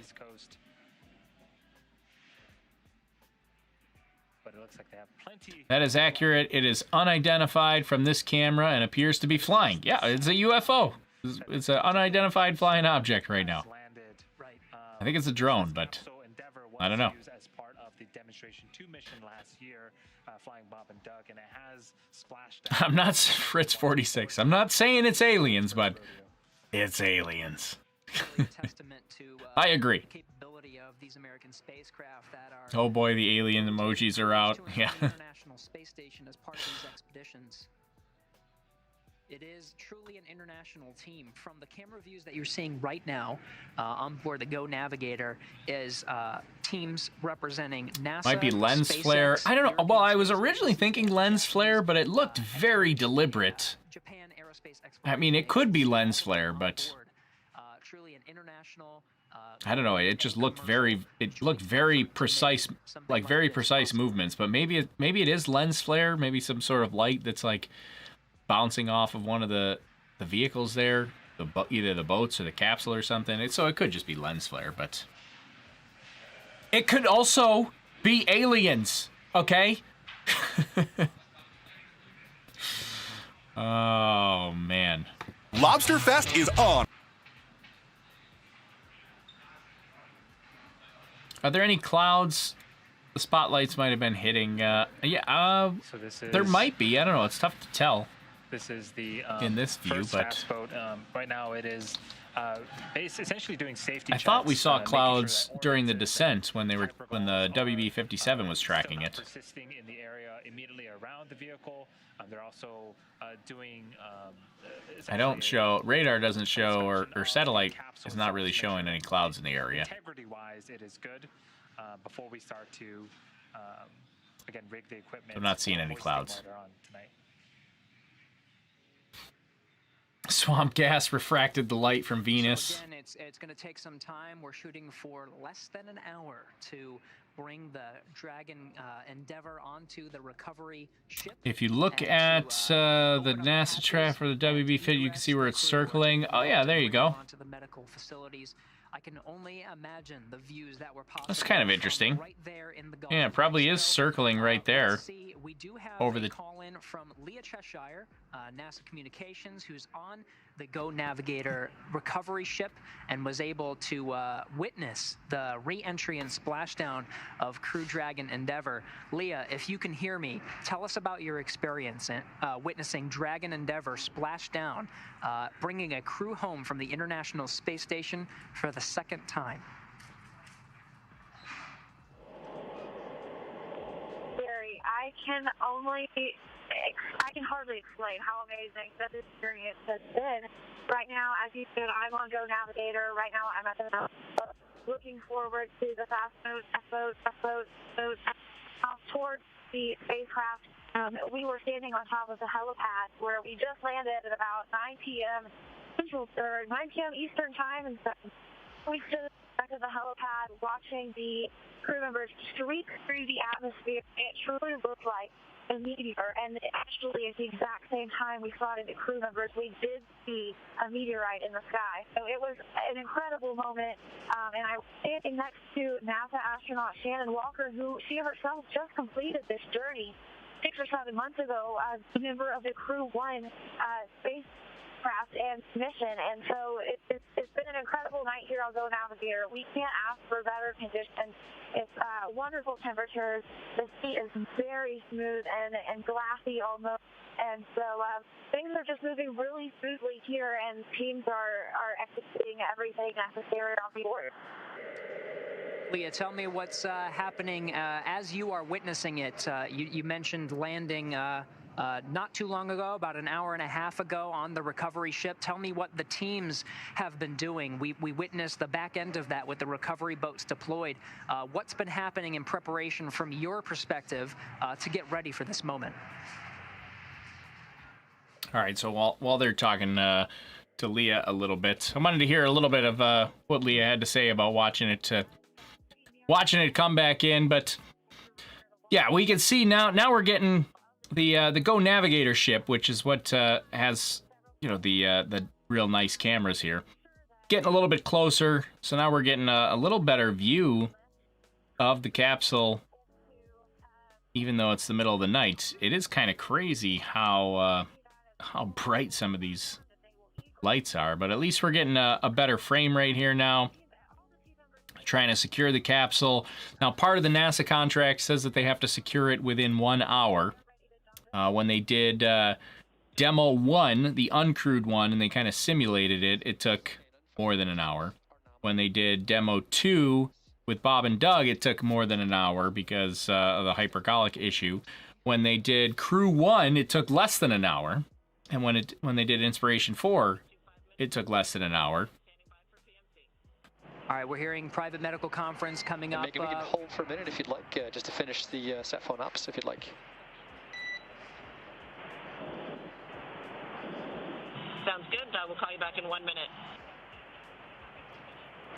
All right, and we're hearing those the crew sounding healthy from inside Crew Dragon Endeavour, walking through the final steps, getting a private medical conference. Leah, one more question before we let you go and witness some of the next series of events. Of course, we're going to be following all along the way, but after the crew enters into the Go Navigator vessel and does those medical checks, what are the next steps to get the crew home? Either in Houston or in the European Space Agency. All right, so while they're chatting it up here, so we're watching. They're trying to secure. It looks like they may have gotten the parachutes secured already. We're hoping that now this is the 4th time they've done this operation here. So, well, actually, this would be technically the 5th time because they did it uncrewed once, right? Demo 1, Demo 2, Crew 1, Inspiration 4. And now Crew-2. So this is now the 5th time that they've done this this full-on recovery here. 4th time they've done it with crew, and seems to be moving right along. I mean, they are kind of putting an emphasis on trying to get it recovered quickly so they can get the crew out of the capsule. There we go. We got an inside view. Can't really see the crew very well, but you can kind of just see their visors. They're all just kind of chilling, just hanging out, waiting to be picked up out of the water. So they're going to attach the capsule to the boat. They'll hoist it up out of the water. Now, typically, we've seen that happen at about 29 minutes recently. So somewhere around 29 minutes. So I'm still with the proper equipment to hoist it. I'm still expecting about another 15 minutes before they hoist. And then hatch opening and crew egress somewhere around like 40 to 45 minutes. About half an hour from now when they get the crew out. Ben Z said I saw it from North Carolina. Really? That's impressive.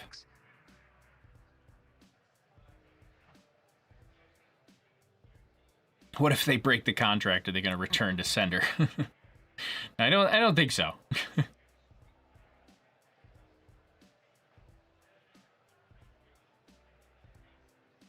When a Crew Dragon undocks from the ISS, can it redock to the ISS if it has a problem?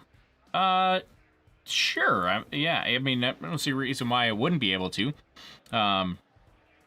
The downside, I guess what you'd have to consider with the Crew Dragon capsule is Crew Dragon capsule can only stay on orbit. It does have an expiration period for how long it can stay on orbit for. So at some point, it can't stay in orbit for a lot longer. Like you can't just stay up in orbit for a year because the solar panels would deteriorate and the Crew Dragon capsule wouldn't be able to generate electrical power for it to come back home. So, so there is kind of an expiration date for how long it can stay in orbit. But yeah, I guess if there was some sort of small problem, they could certainly dock back to the space station. But I would think that the Crew Dragon capsule is pretty autonomous and independent. That, if there was some sort of problem, like they'd probably back away from the station to not, drag the station into whatever problem it's having. But I guess it probably depends on what the problem is. The first time we've done that since 2018 with a Soyuz survey that was done. A lot of elements of the space Alabama. Somebody saw it from Alabama here. That's pretty awesome. Of areas that can't normally normally be seen by some of the exterior cameras. And as Chuzakon mentioned, it also depends on what the problem is. They're not going to be allowed to redock if there's a risk of an explosion or decompression of the station. Right. Yeah. So if there's, you know, if it's going to put the station at risk to redock, they're not going to. For status update. Go ahead. Boat's turned around and making its final approach to you. Just a couple hundred meters off. Just checking in to see if you're ready for that PMC.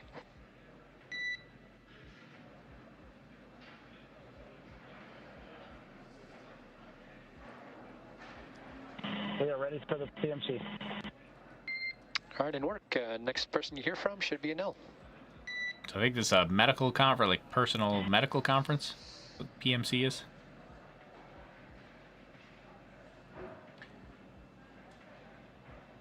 I don't know if we'll hear any of that. It may not. So we just got updates that the that may be private information. Just a couple hundred meters away from the Dragon capsule, and they are there. You go. There's for the PMC, which stands for Private Medical Conference. Oh, private the medical surgeon, conference. Will check in with each of the crew members to make sure they are doing well, as they have just returned back to Earth after 199 days in space. Right now, this is the backside of yeah, so let's see. that is essentially a crane. Oh, we were talking about redocking. Yeah, it depends on the problem. Let's see. Oh, yeah, I think I was just going to say, we've got the current view we're looking at. This is the Dragon's Nest there. You can see two, I guess it's this way, two people on Go Navigator. The Dragon's Nest over there, that's where they're gonna pick the Crew Dragon up and hoist it up out of the water, place it into the nest, and then the entire nest will slide forward to the Egress platform, which is closer to the forward of the ship. So we're looking at the back of the ship right now. It's kind of backing its way in, towards the Crew Dragon capsule. SpaceX, I'm back with you. Yeah, about a 30-minute transit, and they got there in 20. So I'm expecting the water hoist, the hoisting of the capsule out of the water here in about 10 minutes. And then these are all rough timelines, but yeah, hoist out of the water in about 10 minutes. The hatch opening then is probably about 10 minutes after that. Maybe sooner. They could go faster, but those are kind of some of the...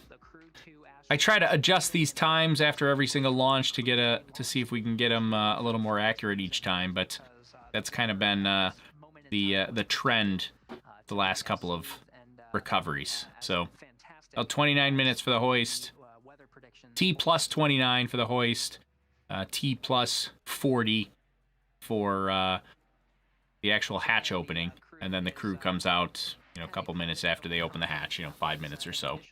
Once they get the hatch open, then the medical officer will stick his head in there and kind of make sure that they're okay. You just heard that they're having the private medical conference to check, make sure they're okay, and then they're going to be very careful in getting them out of the capsule, because 199 days in orbit, they might be a little shaky. Haven't had gravity for 199 days. So spacecraft, the recovery vessel, and medical facilities there as well.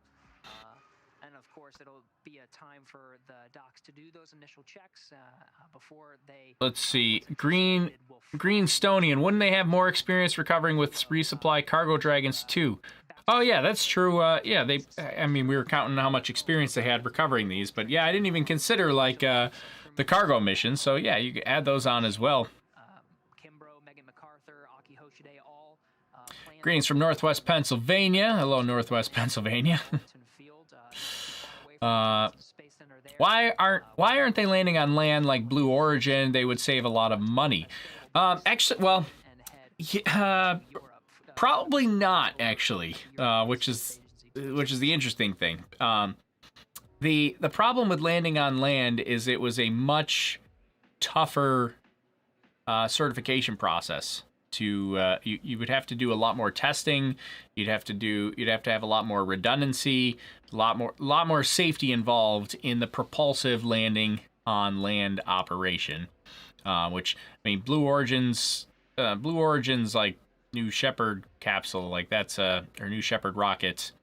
That's a suborbital rocket, so I don't think we can kind of really compare that to it. So, but if you want to compare it to like the Boeing Starliner is landing on land, not propulsive landing, but it is landing on land. But you know they've had their fair share of issues trying to get up and running. I mean, I would say SpaceX choosing the parachute route. They chose the parachute route to have the path of least resistance to certification so they could start flying astronauts. And it seems to have worked out well for them. So the capsules are still reusable even after landing in the water.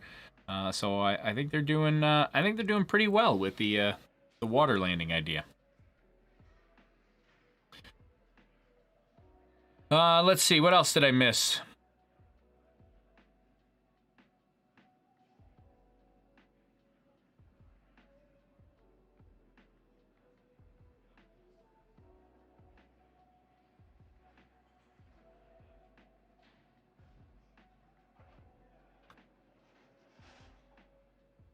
Says Graham's trying to get us to 1,000 likes for this stream. Do you think we could get 1,000 likes on the stream?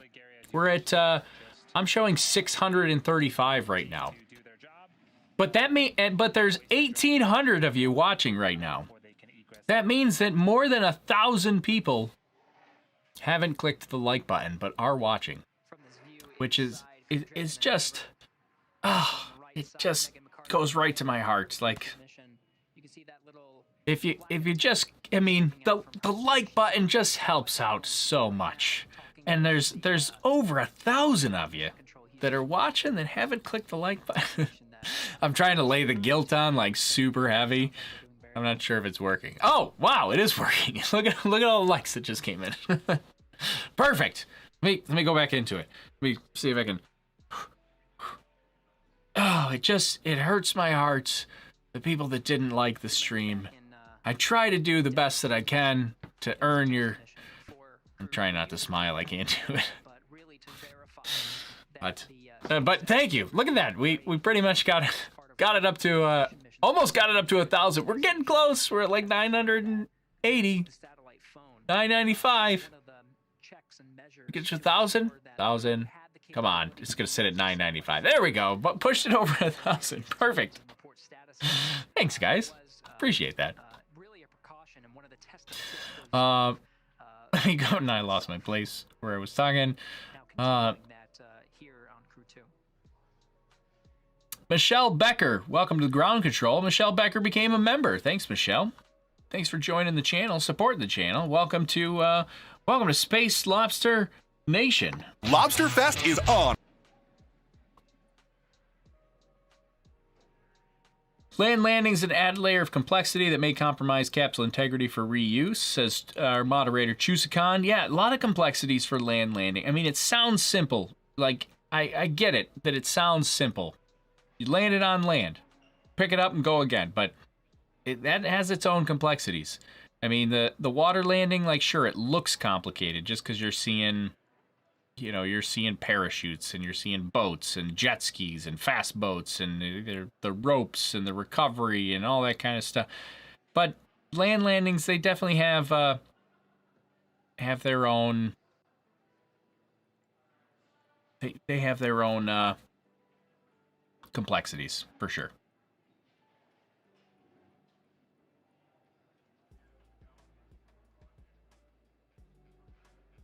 Let's see.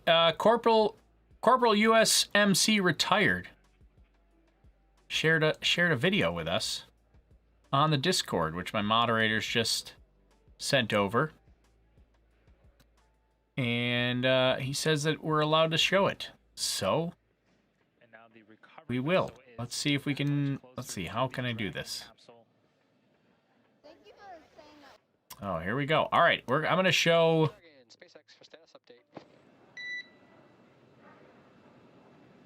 Go ahead, SpaceX. Rigging is complete. We're approximately 5 minutes until capsule lift. Copy. Rigging complete, which means they've got all the rigging attached to the capsule, ready to start the hoist. On the capsule itself, that is the rigger. We just got confirmation that the rigging has been completed. Now they are essentially securing the Dragon capsule to all of the rigging hardware that was attached to safely lift it up and out of the water and onto the recovery vessel. I wonder, Seeing motion of the A-frame now, getting into position. Can you imagine, like, explaining to people what your job is if you're the rigger for the Crew Dragon capsule?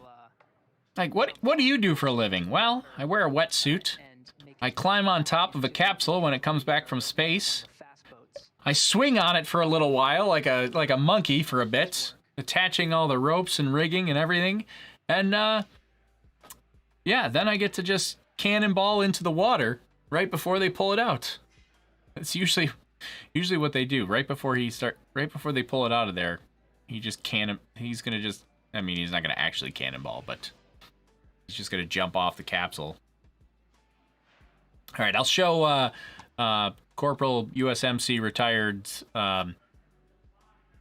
video here in just a minute that he gave. It looks like he got a view of it coming back. So we'll show that in a minute. Thank you for that, by the way. And thank you for your service. I'm assuming you're... SpaceX, brace for capsule lift. Oh, there he goes. Cannonball!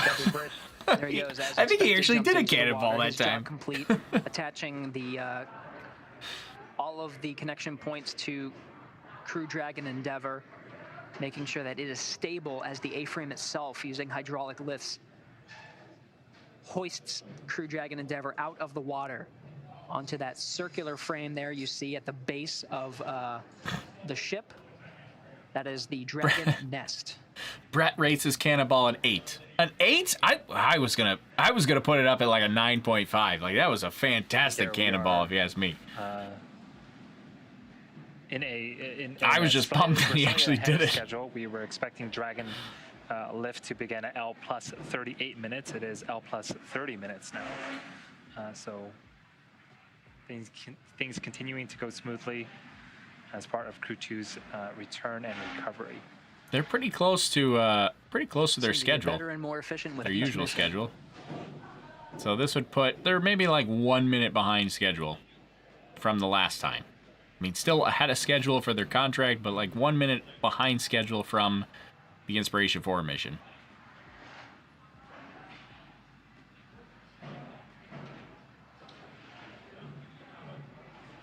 So they're going to set the capsule right there in the Dragon's Nest there, the little donut-looking thing, and we'll set that down. You can see a little bit of seawater. Notice you got that big hatch that's open on the side where the seawater is. That's where the main parachutes were stored before they were deployed on the way down. So there was a cover over that, a hatch cover, or I don't know what I want to call it, but there was a cover over that. And when the main parachute's deployed, they popped out of there. There's kind of a raceway that runs up the side of the side hatch there. You can see it on the left side.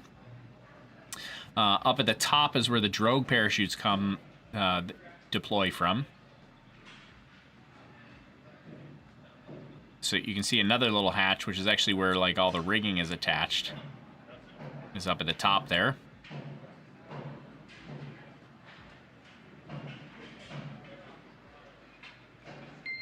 Dragon, welcome aboard the recovery vessel. Personnel completing final checks. Stand by for translation to the Egress platform. So now they're Copy, glad to board. Ready for translation. Now that whole thing is just going to push forward up to the Egress platform. We have confirmation that Crew Dragon Endeavour is on the Dragon Nest. It has been hoisted from the Gulf of Mexico and put onto the recovery ship. Where you saw the Dragon be gently placed is called the Dragon Nest. That whole section of the ship will be translated or moved in further into the ship to allow access to the side hatch. That'll be the next very important, critical series of steps. There's personnel there that will work on the hatch to eventually open it. It'll be opened for the first time in 199 days, and we'll get the first glimpses of the crew inside.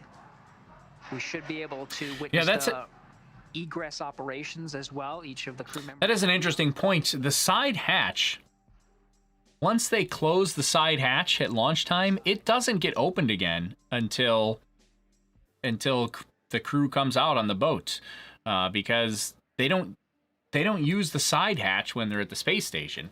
So that side hatch has been sealed for 199 days and will be opened for the first time in the 199 days in a few minutes here. But while they're at the space station and attached there, they use the hatch, the forward hatch, which is underneath the nose cone, and that's how they actually get in and out of the space station, is they use the forward hatch. But the side hatch there, which is what they're going to use now, hasn't been opened since April of 2021. So is it still pressurized? I imagine it's already, I don't think they've ever shared this with us, but I imagine it's already under some sort of pressure equalization to make sure that, that way when they open the hatch, they don't have an unequal distribution of air pressure there. So they've probably already started that procedure. It's probably part of their recovery procedures and methods in there. I don't think they've ever told us exactly when that happens, but I imagine it's somewhere in the process that they're in right now.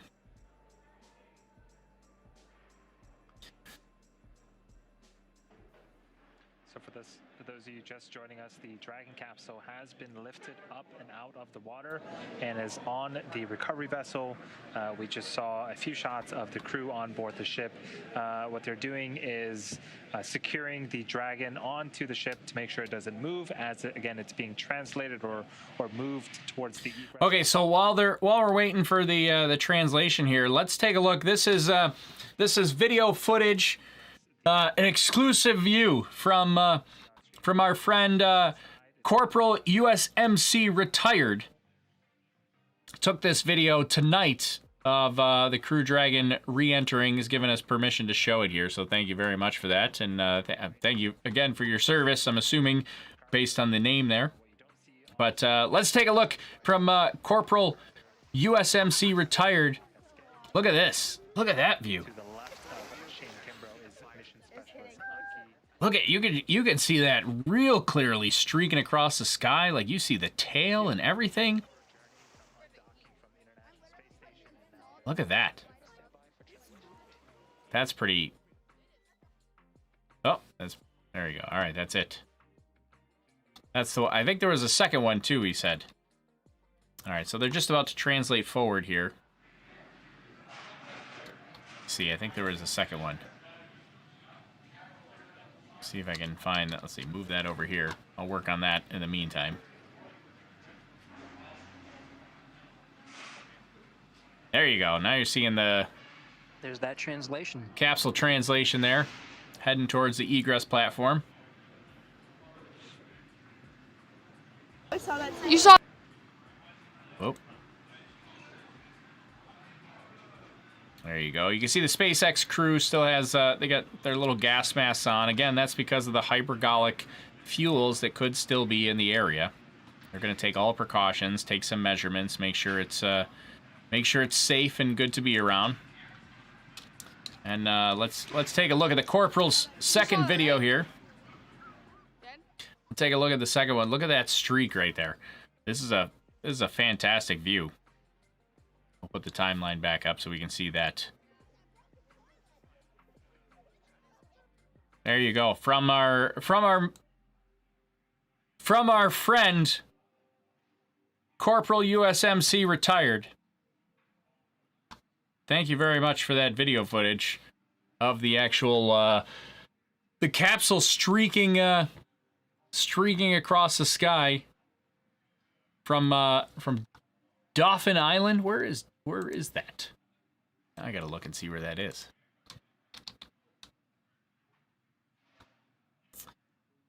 But if you want, a couple people have asked for the link to it. I would say join our Discord because he shared it in our Discord. So come join our Discord, and you can get the link to it. Still getting views from inside Crew Dragon Endeavour. This is spectacular. Dolphin Island. Where is that?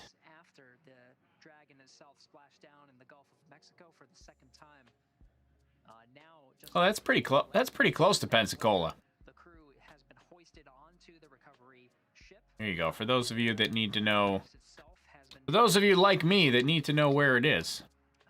the next series of steps will Let's see. Can I put this on the recovery vessel that are over opening up that side hatch.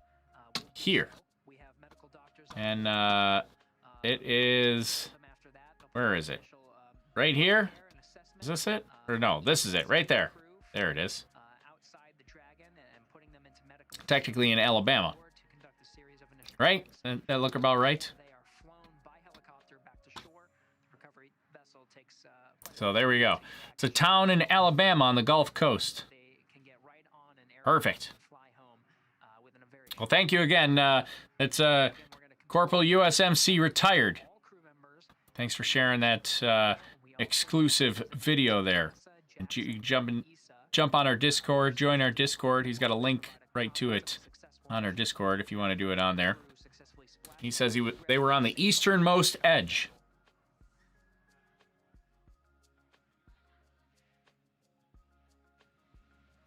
Dragon looks like a toasted marshmallow. Yeah. Stand by for side hatch opening and egress. Next call will be from the recovery team. Crew-2, congratulations. Mission Control, send it off. Mission Control signing off. Hey, thanks again, Chris, to you and your team. We'll see you guys soon. There you go. So now they're opening the side hatch right on schedule. There it is. Hatch is open. Side hatch is open. First time since April. the waves Side coming hatch is out. open. Everybody getting their waves in. I think that's the medical officer in the blue suit on the left. They'll put a little protective piece around the opening there. Try to prevent people from blasting their head on the sides or anything like that. Even from inside Dragon now, we're seeing some of the recovery personnel.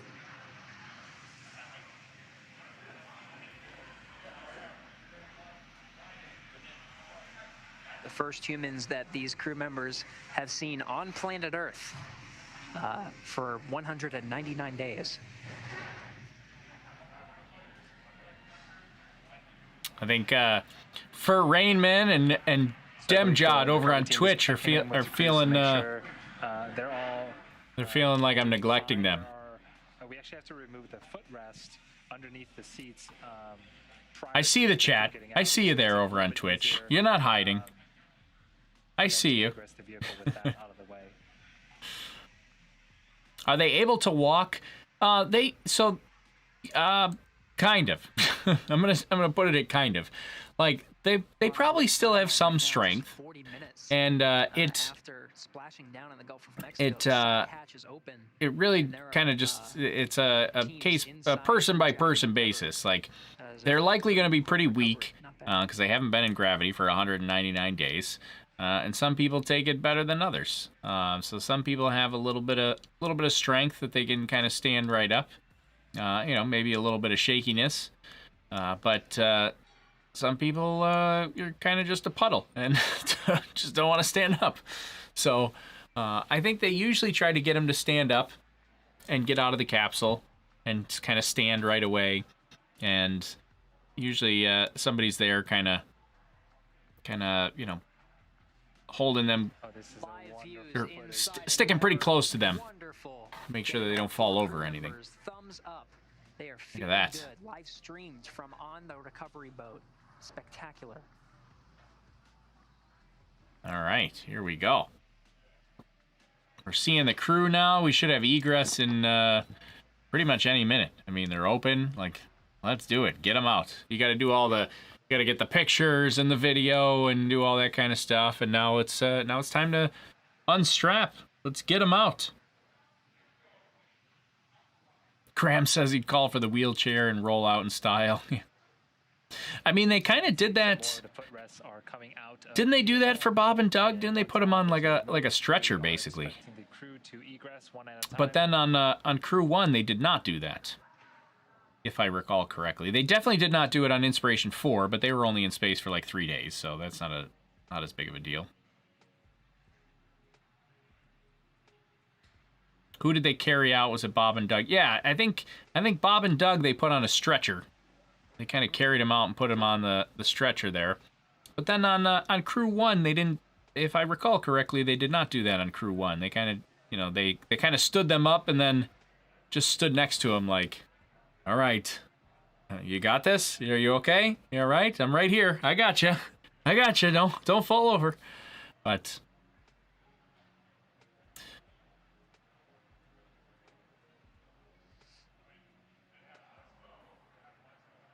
who will come out first? That's a good question. I would guess one of the mission specialists would come out first. I think the 2 mission specialists would come out first. Then Megan, and then Shane. That's my guess.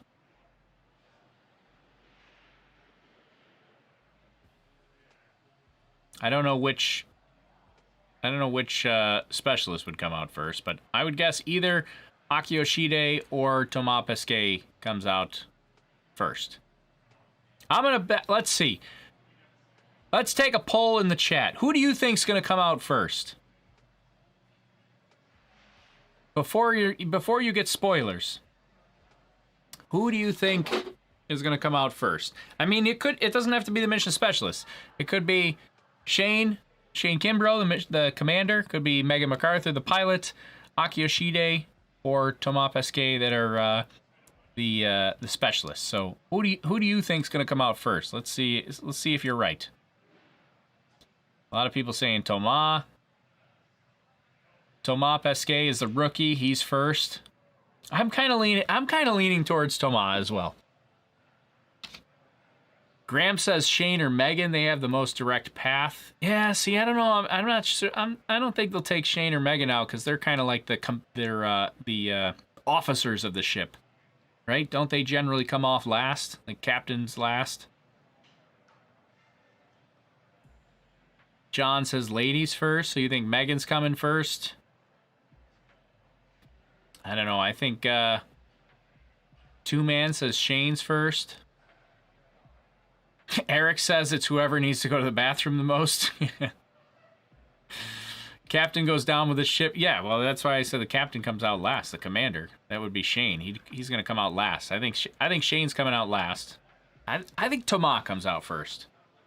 I think it's Thomas, then Aki, then Megan, and then Shane.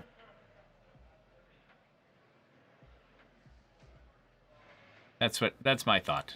We're gonna have to see.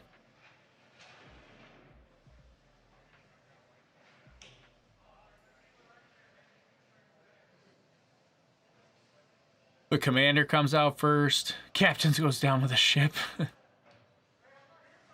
Yeah, well, I don't think he can't really go down with this ship. Oh, they got the stretcher. There's the stretcher. Oh, but they're pulling it back. They don't want the stretcher. I feel like there's probably a lot of pressure in these circles to be like there shouldn't be that much pressure. Like, if you need a stretcher, just use the stretcher. But I feel like, I wonder how much pressure there is to be, you know, especially since it's all live and on camera, to be like, don't use the stretcher, it's gonna look weird.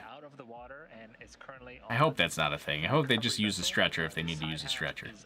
As you can see on the right-hand side of the screen, the recovery team are continuing to... Corporal USMC retired. Our school's very excited to see that you showed their video. Sorry they were short. Was going back and forth to your stream so I could show them the view from the plane when it came up.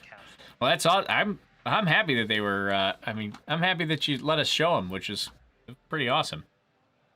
I think... let's see.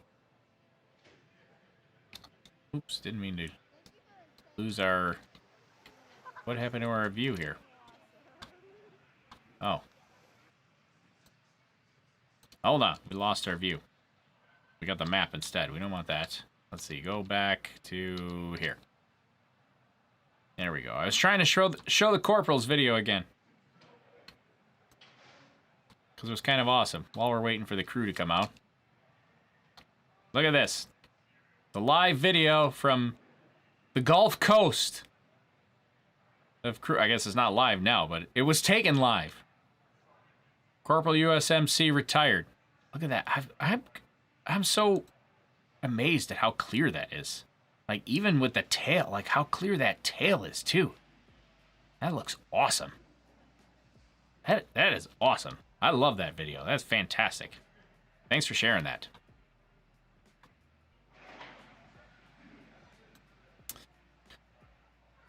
All right, they should be coming out any minute.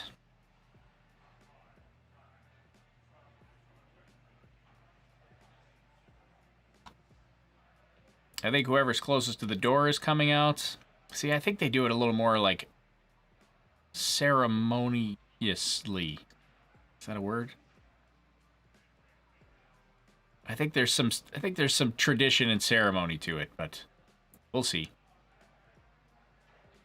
They should be like Russia and have lazy boys on the side. Doesn't Russia have like they have like lawn chairs on the side of the capsule, right? when the Soyuz lands, they just have like a bunch of lawn chairs that they plop people in.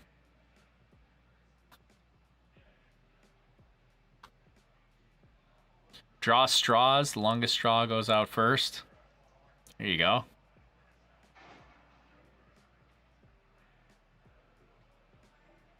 They're going to have a coin toss. Hunt's Farming. Hey, thanks for the super chat. Appreciate that. Thanks for your support. There's the stretcher off to the side. It kind of looks like they're just putting it off to the side. I'm not sure what they're doing right now. Standing by for the egress of the 4 astronauts of Crew-2. Outside of Crew Dragon Endeavour, you can see stationed over rock, paper, scissors. That's probably easier than like a coin toss. You don't need materials for that. Just do rock, paper, scissors right there in your seats. Into the stretcher and taken over to medical facilities. This is a standard precaution that's been exercised for each of the crew recovery missions so far.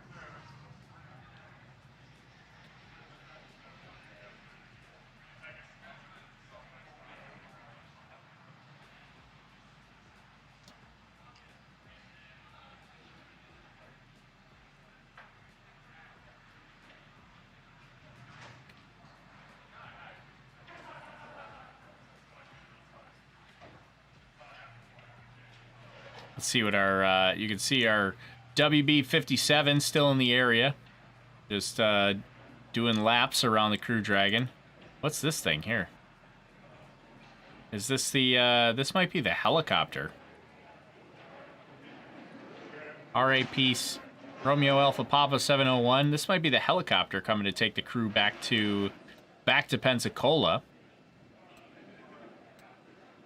This looks like it's kind of coming directly to where the WB-57 is circling, right? It's heading right to the eye of the storm there.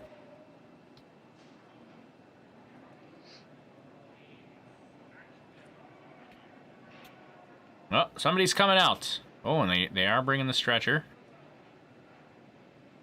They have kind of like a slide, which is kind of cool. It looks like, is that Megan that came out first? First crew member being egressed from Crew Dragon Endeavour. Got witness some applause there from some of the recovery personnel as well. That looks like Megan.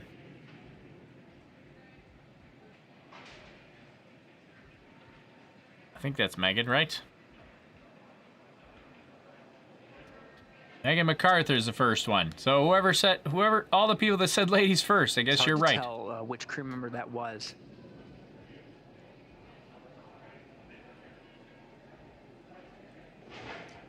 And we got confirmation that was Megan McArthur. That was the pilot of the Crew-2 mission, the first crew member egressed from inside Crew Dragon Endeavour. I like that they have the little, like, slide there. But you can definitely tell, like, you know, it definitely seemed like they were, you know, it seemed like she wasn't going to stand. Like, that wasn't happening. I mean... But 199 days in space is a long time without gravity. It's the first time I've seen them use that. The Crew-1 all walked out. Yeah, Crew-1 walked out, but Demo 2, they did put them on the stretcher. I don't know what happened with Crew-1.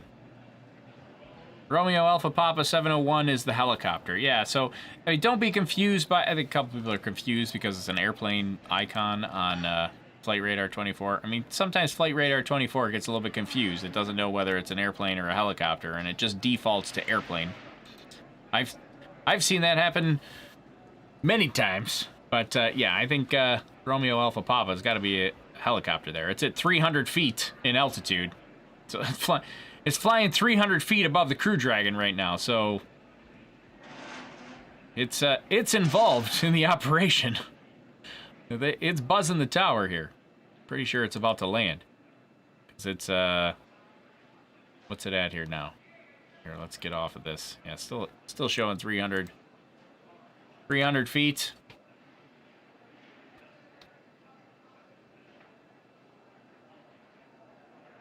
What is Foxtrot 92161? Is that a thing over here? Oh, right here, Foxtrot 92161. That's at 36,000 feet. Probably just a commercial flight. Yeah, it's an Airbus from Frontier going from Miami to Las Vegas. The NOTAM is probably done. Next out is Commander and canceled now. Shane Kimbrough. Oh, Shane is number 2. Oh, there he is. Outside of Crew Dragon Endeavour, being translated over to the stretcher per nominal procedure. Waves, smiles on his face. A fantastic journey. 199 days in space, splashing down on time. Oh, look at that. They did take the closest to the door first. Man, I was way off. I was definitely wrong on that one. That's for sure.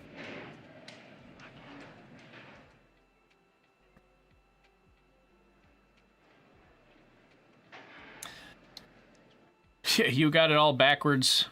Don't buy a lottery ticket this year. Yeah. Yeah, apparently I got it way off. Yeah, so I started saying this commercial plane here, Foxtrot 92161, is like flying over the area, but it's at 36,000 feet. So the airspace here is probably not. There probably was a NOTAM to prevent them from coming into the area before. The NOTAM is probably either canceled or it might be a smaller size now. They might be a lot. I mean, because he's flying at 36,000 feet, he's not going to interfere with the operation. You know, you've got the WB-57 that's at right now is at 19,500 or 20,000. Right around 20,000 feet. So as long as nobody's flying below, 21, 22,000 at the lowest, it should be okay. But yeah, this guy coming through is at 36,000, so not a huge deal.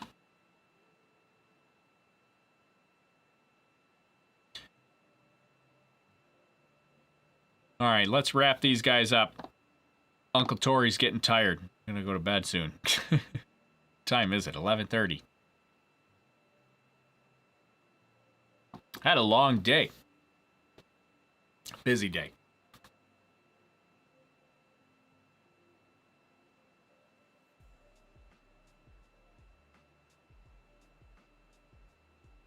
When the parachutes deployed, I started to cry because it reminded me of the ending of the Apollo 13 movie. I mean, it wasn't quite as... Luckily, no dramatic issues like on Apollo 13. But yeah, it is always exciting to see those parachutes come out. So far, Megan McArthur and Shane Kimbrough, the pilot and the commander, are out. We're waiting on Aki Hoshide and Thomas Pesquet, the two visiting astronauts from the European Space Agency and the Japanese Space Agency. They are the mission specialists. And we're waiting. It looks like one of them is going to come down the fun slide. The get me out of here slide.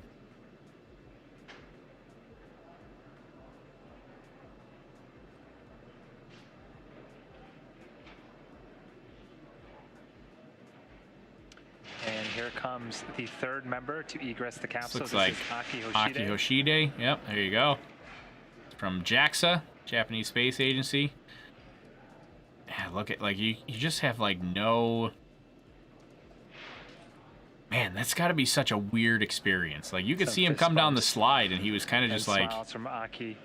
He's kind of just like a puddle. Again, after Just, 199 that's got to be such a days weird in feeling. space, return to Earth. All crew members flashing the peace sign for Crew-2. I love it. And that leaves one more member inside of Dragon. That is One more, Thomas so just waiting on Pesquet Thomas of Pesquet the here now. European Space Agency.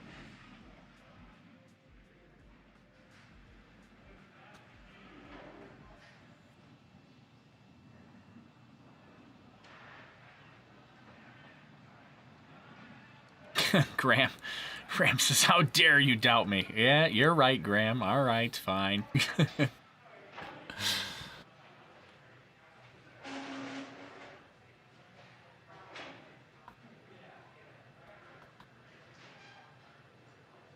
Let's see. Greetings from Buffalo, New York. Buffalo, New York, right down the road from me. Here in Rochester, New York. Buffalo's only about an hour drive from me. So, hello, neighbor. Over in Buffalo, just down the road. I'm in Rochester, New York. Here we go. Here comes Thomas. This is probably going to bring us to the end here. And here comes Thomas.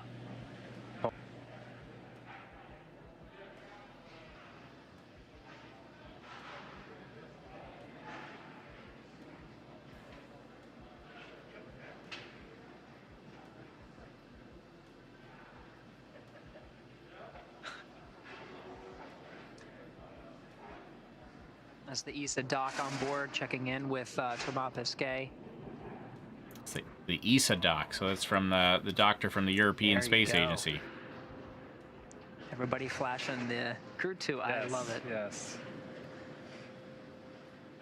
Fist bumps, high and fives. High fives for posterity. There they go. That's probably the last we'll see right there. So that is all 4 members of the Crew-2 team safely on a boat. I was going to say on land for a second, but they're on a boat, and they will head to all their respective places they need to go. But what a great recovery. We talked about how things were going to speed up and get more exciting, and that recovery was one of the fastest I've ever seen. It was spectacular. I mean, you couldn't have asked for a better mission. We accomplished everything and everything on time. Undocking right at 11:05 a.m. earlier today. We did a fly around of the International Space Station, went super smoothly, got some fantastic views, even on our coverage all along the way.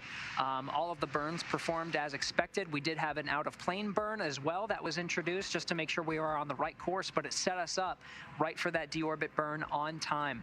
And lo and behold, as soon as we got out of that blackout period, even a little bit before, all right, well, they're going to wrap up here, and I think I'm going to kind of switch over to my view because they're gonna wrap up. They're gonna talk it up a little bit, but I think I'll just take the time to wrap up myself here. So yeah, we've got a successful splashdown.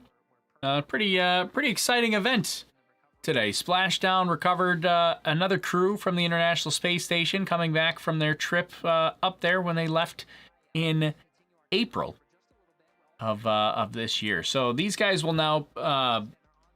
They'll debrief. They kind of let the next crew know what they experienced. Things like they probably did a lot of that already during the launch. They'll debrief everything that happened during the landing itself. Be interesting to hear about that parachute that took a little bit of extra time to disreef a little bit and kind of fully inflate. Be interesting to see what happens with that. So. But that's it. So the next major event is going to be Crew-3 launching on Wednesday around 9 p.m. Eastern Standard Time. I don't know what the streaming plan is for that yet, to be honest. I have to figure out what my plan is because I'm going to fly my airplane at night on Wednesday. I got to get one of the things I have to do is night flying training, and we're actually doing that on Wednesday. So it's one of like the last requirements that I have to do before before I can take my check ride. I got to do some of the night training. I mean, I still have a long time to go before I do a check ride. I got to do we got to practice some maneuvers and get a little better, but we're getting there. Your pal Tori's going to be a pilot soon. So, I'm already a student pilot, but I'm going to get my ticket soon. So, anyways, but I should be done before Crew 3 launches. So, we may stream Crew 3, but maybe it'd just be like a shorter stream, like not the marathon, like 5-hour long stream. Like maybe just do a shorter stream for a couple of hours. I don't know. I gotta see what the timing is gonna be for all that. So we'll have to see. I'm gonna have to see what the timing is on that, because I'll definitely be done before Crew 3 launches. The question is like how much time am I gonna have beforehand to stream? So I think we're gonna do it, but I just gotta figure out what the plan is. But anyways, so that's where we stand, and it gets dark at 16:30. Get out there. Then yeah, we're flying at well, I can't fly quite that early because I still have to work. Like I have regular work during the day. But after work, I'm gonna go flying.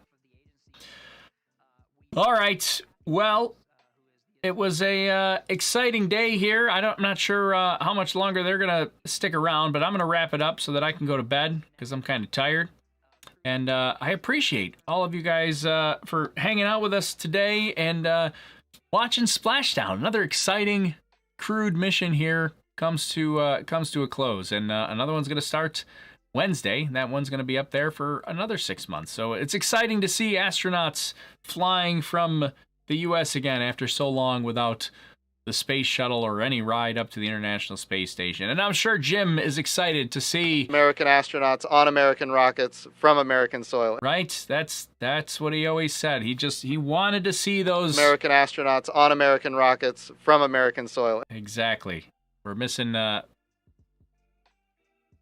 We're missing him these days just because he doesn't walk around at all his press conferences saying his thing. American astronauts on American rockets from American soil. All right. Well, that's it. That's going to do it for me. I'm glad everybody hung out with us for a bit. Thanks for watching Splashdown. Looks like NASA is still doing a little more coverage, so if you didn't get enough and you want to listen in a little bit more, you can head over to the NASA YouTube channel, or maybe head over to our Discord.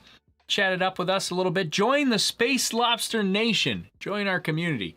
Jump over on Discord. You can see something like Corporal USMC Retired's videos on there. Thanks again for sharing those. Those are pretty awesome. And yeah, jump on board. We'll chat some more. You can even join the flying channel if you want to see what I'm up to with my pilot's license. And we talk about that. That's kind of the thing that's going on in my life these days, is working on my pilot's license. So, okay. Well, that's going to do it for me. I'll hopefully see you guys all on Wednesday for Crew 3, and we'll have another go. So, all right, that's it. My name's Tori. This is Overlook Horizon, and I will see you guys soon. Thanks, everybody. Have a good rest of the day. See ya.